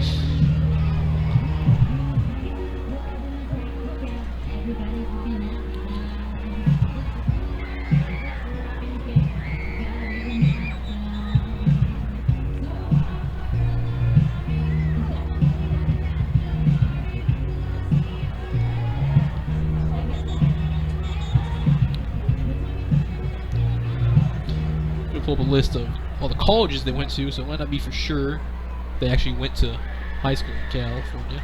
Yeah. You know what's interesting though? I'm thinking about it, like for the most part, everyone says the most stout high school football. Most stout high school football is either Texas, Cali, or Florida. Right. But if you think about it, like what quarterback is there from Florida? Other than the Gator legend Tim Tebow, which never really panned out in the NFL. I don't think there's any really quarterback like Jameis Winston's from Alabama. I don't think there's any quarterbacks from Florida. This list is from 2011 of top 5 quarterbacks from California. I saw Carson Palmer. 2011, yeah, you got Matt Castle, Mark Sanchez, Carson Palmer, Tony Romo. Wow, Tony Romo's from Cali. It says, bear with me here, but Romo is technically a California-born quarterback. He was interesting. His father was assigned on the U.S. Naval Base in San Diego when he was born. That's very interesting. But they soon moved back to Wisconsin after. So I don't even know. I thought he was from East. Like I know he went to like Eastern Illinois or something. Like right. That. Yeah. Aaron Rodgers and Tom Brady, 2-1 on that list. Yeah. Arguably the 2 greatest quarterbacks. I don't think you can really argue that Tom Brady's not the greatest at this point, though. You really can't. Yeah, I've conceded to that. Yeah. People are always going to say there's someone like more skilled, more talented, but it's just kind of mute at this point. Yeah. Yeah, because Aaron Rodgers is definitely more skilled. I don't think you can really argue that Aaron Rodgers isn't a more skilled quarterback. People can. You'll be surprised. Aaron Rodgers is 100% more skilled than Tom Brady, but Tom Brady is obviously the better quarterback.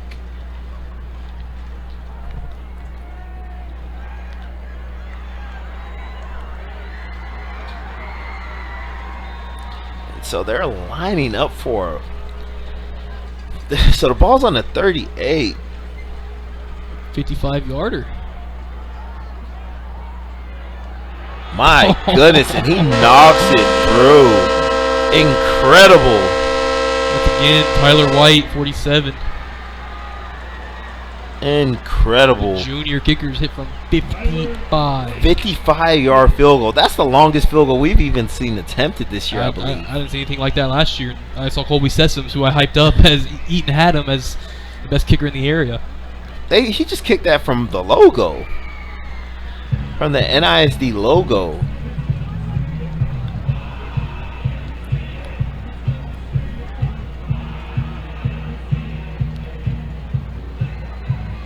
All right, again, it's a little dated, but we still got 8:30 to go and a 37-point game for the Dragons. Max Preps a couple of years ago tried to put together a top list of quarterbacks from states and had some type of system for ranking points, you know, so you can actually get a true winner. And they had California at 1, with Aaron Rodgers, Tom Brady, Carson Palmer, Jeff Garcia, and Alex Smith being their 5 highest. Alex Smith, okay. And I think the scores they tally, I don't know if it's from their NFL careers or more from, I think it's from their high school careers.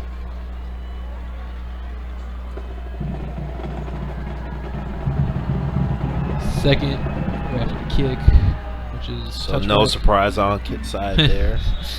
A straight touchback. So second behind California, they had Pennsylvania with Joe Montana, Matt Ryan, Matt Schaub, Dan Marino, and Rich Gannon.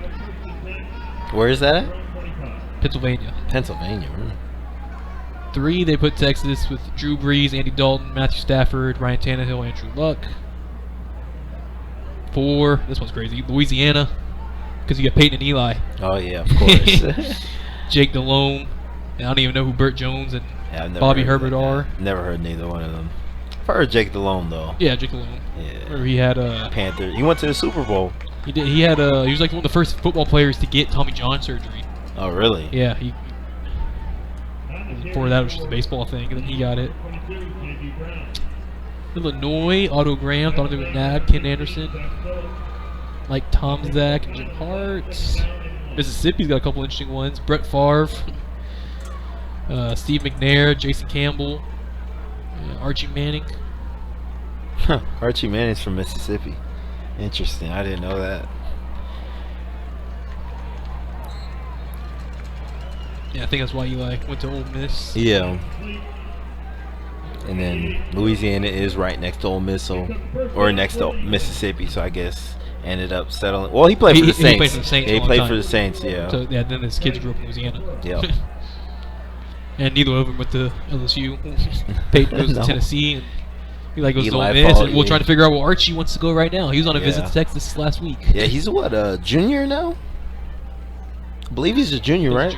Yeah, so he's a junior in high school. Sure, he's got offers everywhere already. Yeah. As he should. Kid's got an arm. JB Brown still getting carries here late in this quarter, late in this game.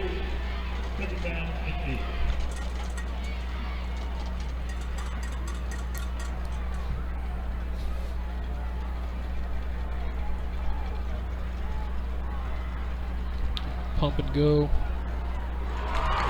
Oh, great play made by the defensive back. Jaden Platt had that one. Falls incomplete.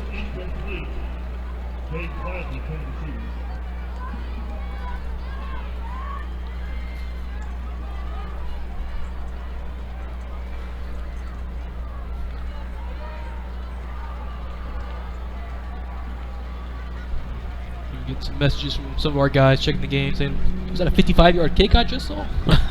And that it was. That was incredible. This White Bear makes the catch.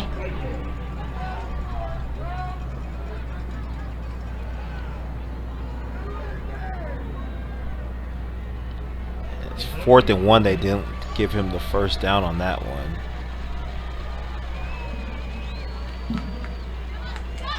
That's JB Brown breaking free. Has one man left to beat, and he does. JB Brown gets in the end zone. On 4th and 1, JB Brown breaks free, scores. It's only 6:56 left in this game, but yeah, that'll help some of the numbers, and again, just the adage of we couldn't Eaton couldn't move the ball in big chunks all game long. Finally, get something to happen. What a job! The balance, just control of JB Brown. Yeah, you saw him put his hand on the ground to get his balance He back. has a run. He's had another run that looks very identical to that earlier this year. It might have been last week, honestly. Just breaks free, and then he just like recatches his balance. And gets back to 100 fast. Yeah, and then just turns on his jets and burns the whole defense. So it is 47-17, 6:56 left here in this game. Get ready to go back to school and back to sport at Academy Sports and Outdoors. Shop in store online at academy.com, and you can find all the hottest sports gear and casual styles from Nike, Adidas, Under Armour, and more.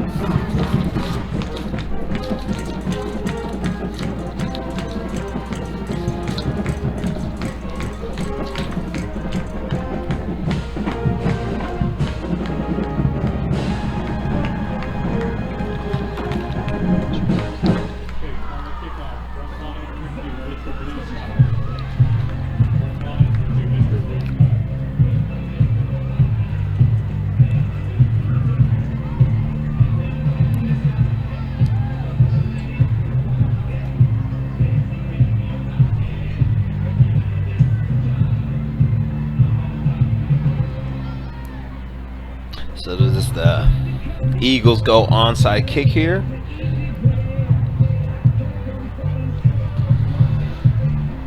It's one of those, I guess. Why not? Yeah, why not? Which is, I mean, the end score should not, and it does in everyone's mind, but like, it should not affect you at this point. You just accept the loss as the loss. Yeah, or you could make a remarkable comeback. If you can get a few. Remarkable's underselling. 4 scores. An unbelievable. That's 4 scores and a couple of 2-point conversions. Yeah. 6:56 left. I mean, it all starts with this possession. I guess. I mean, I would do onside. And you got their little 2 kickers set up. And they do kind of sailed a little higher, though. Wasn't really onside in my opinion. Yeah, you try to pooch it, but you gotta pooch it to that open area. You kick it right to the guy, and let him kind of comfortably get settle under it and wait for it. You gotta kick it a little towards the middle while that green grass is, make him move over there, have to use his feet and his mind and his eyes all at the same time, and just make it a little more difficult. Yep.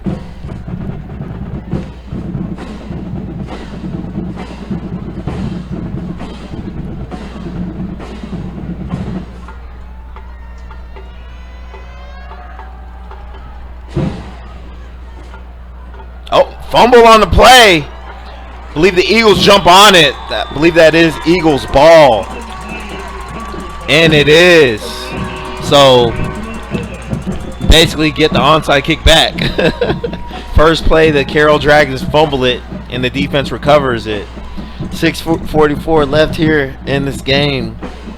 First turnover for the Dragons. First takeaway for Eaton. It was late, but they'll definitely take it. Try to build on a little bit after the last JB Brown score.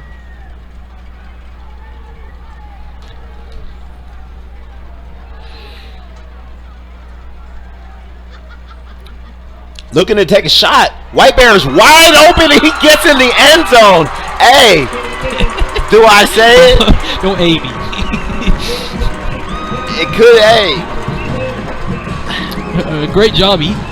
Coming away with the score there. I don't think that was the best ball from Fussell. I think that ball should have been a little more outside. Yeah. He led him kind of towards White the Bear defender. made an incredible play on the ball. White Bear's physicality, able to absorb the contact, bounce off it, stay on his score. feet, get in the end zone. That's 2 touchdowns in the last, I want to say 25 seconds. Incredible. Yeah, that's something we hadn't seen Eaton go to a bunch.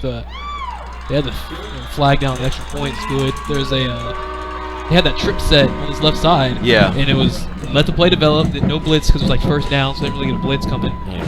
Let it develop, and you read one defender and pick the the receiver you go to off that defender. That defender went with the outside guy. So there was a flag on the play, so I guess they're going to have to re-kick the extra point.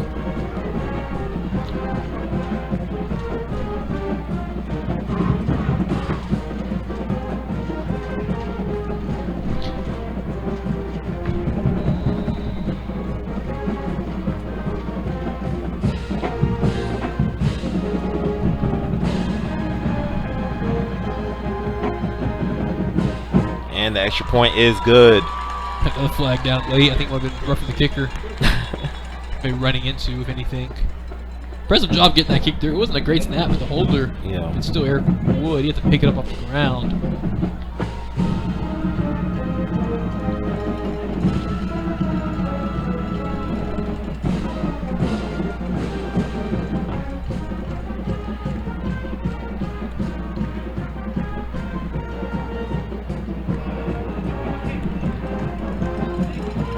Well, that helps you because it is running into roughing the kicker. I don't know if there's a difference in the kicker much anymore, and that rule is a weird rule. Regardless, the kickoff team gets to move the ball up, so you kick it onside with a little less consequence. Yep.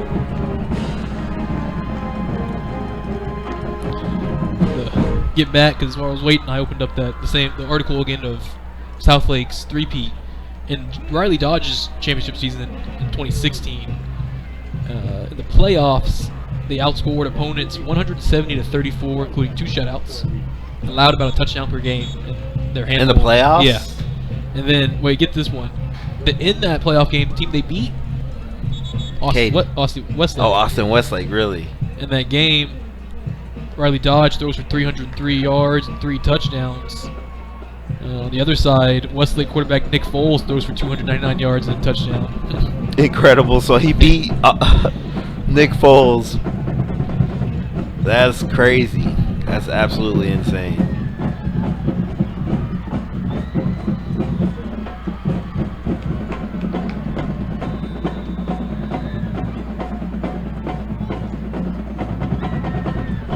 In 2015, when McElroy won it against Katie, that was Andy Dalton on the other side. Wow. Onside kick. The Eagles had a chance to recover it, but looked like Southlake was able to jump on it. Yeah, well, Luke Ledbetter, senior DB, 21, able to hop on it.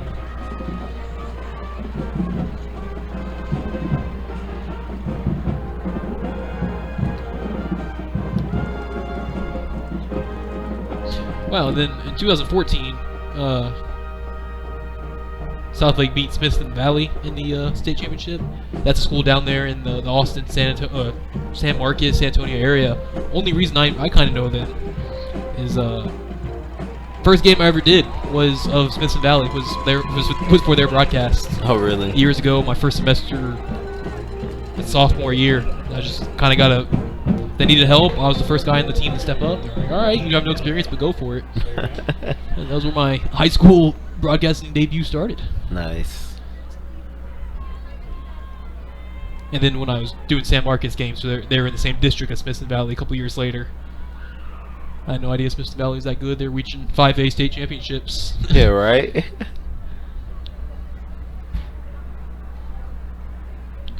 I believe is there an injured player on the ground? Yeah. He just got back to his feet. Walking off under his own power. It's the back, right? 27? Can't see his number. Yeah, it looks like it's 27. Yup. It's the backup running back, Maddox Reed, the sophomore running back. Southlake team has a number of sophomores on their roster. I mean, but they have such a big roster, though. We were looking at their team. They have so many players.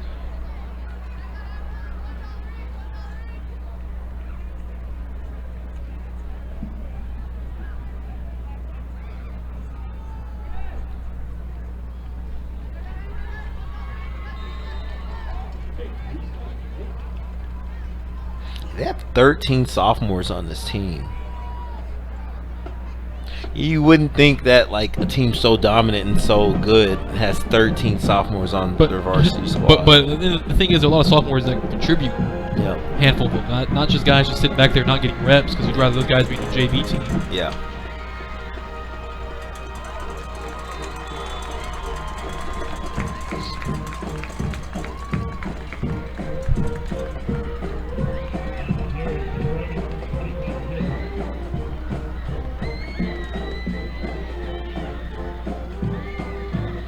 Do have one freshman on the team as well, Jack Van Dorsleer, number 85, their tight end. This one you wish we got some of the measurements on these rosters. Oh yeah, I like to see why that freshman's there. Yeah. It's listed as a tight end. We haven't seen him in the game, so bad snap, able to corral it, rolling left. So another sophomore, Caden Jackson, the quarterback.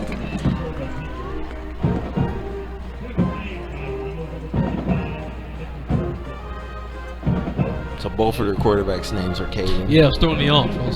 Yeah, one spelled with a C, one spelled with a K. A starter Yeah. with a K.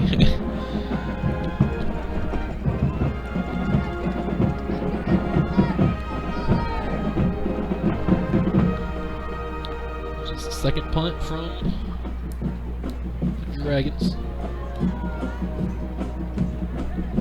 I believe that's Ben Roberts back deep to return. See if he can make something happen. And this ball's gonna bounce. Good punt. Man, what does Southlake not do good? Kick field goal, 55-yard field goals. It's about a... Hey, that's what the best teams do, right? They dominate special teams. Yep.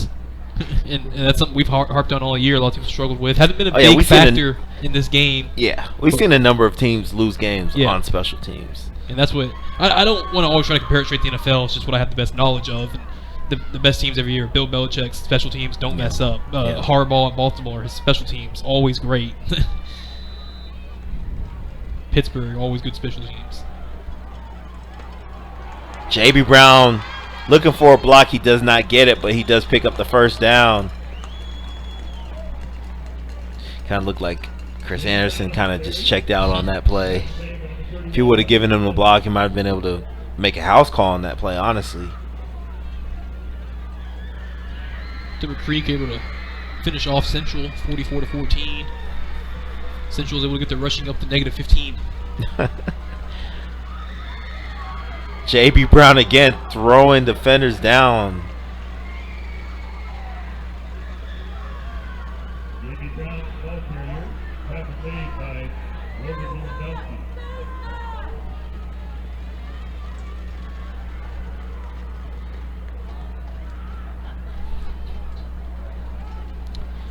So I should find some district standings here in a second. See how things are going to start shaping up.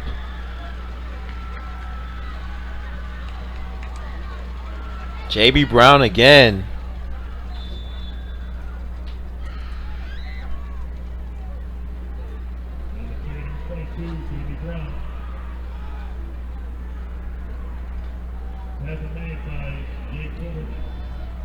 So with this, Carroll would go to 4-0. Eaton would drop to 4-1. It'd keep them second in the district because next closest team has 2 losses. Both Keller, Byron, and Timber Creek all have 2 district losses. Byron holds the tiebreaker over Timber Creek because they're about to be tied up with a 2-2 record in district.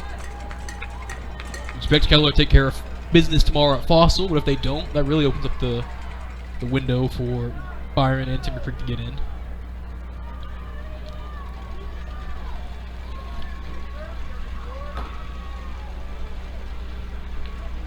Yeah, so Eaton does have the victory over Keller, which, like we said, is probably the 3rd best team in this district. So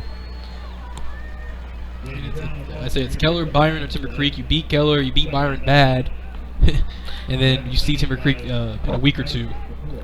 And it's still crazy to me that this is their second. They only have one more game left in the regular season. Eagles do. They're going to drop to 7-2 on the year. And the Dragons are going to improve to 8-0 on the year. They have 2 more games left.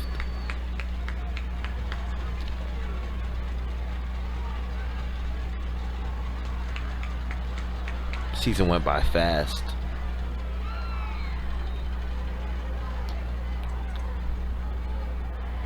Looking for the second straight year, though, of all 3 of these teams, Northwest IC teams, making playoffs.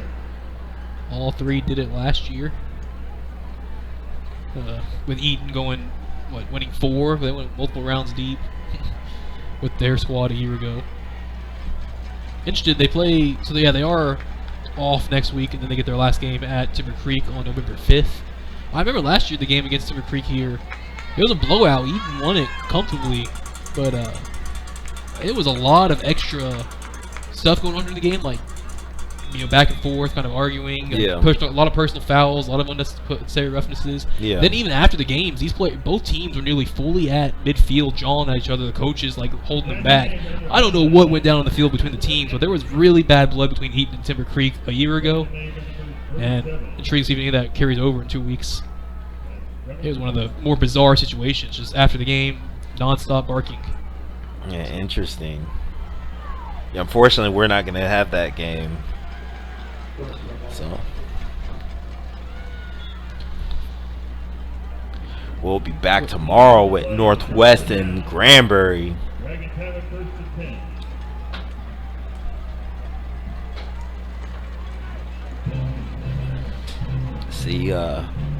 See the Granbury team that put up 76.5. See how they did that. We'll have the one more Byron game on November 4th, the day before that Eaton game that we don't have, but that's on a Thursday. That's against Central. And then we'll have the Northwest versus, I believe it's Azle. Close out the season, regular season for us. On that Friday.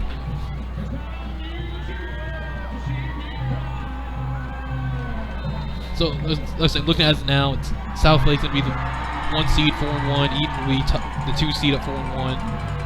Keller, 2-2, pending till tomorrow. But again, they play Fossil, should be able to go to 2-3, or 3-2, kind of secure that 3rd spot because Byron's off. So still a lot to be kind of figured out for those last 2 spots. Again, especially if Keller slips up against Fossil or whoever else they have left. I know they've played Southlake, they played Eaton, they played Central, Fossil. So I think Byron, I don't think they played Byron yet. Or Timber Creek. I just saw Byron. So yeah, the Timber Creek. Our students are very important, and with your help, you can all teach them the importance. Yep, so the score of this game does go final. Dragons win it 47-24. Eagles make it a little fun there at the end. Two quick touchdowns in the span of about 25 seconds. But they do fall short, fall to 7-2 on the year.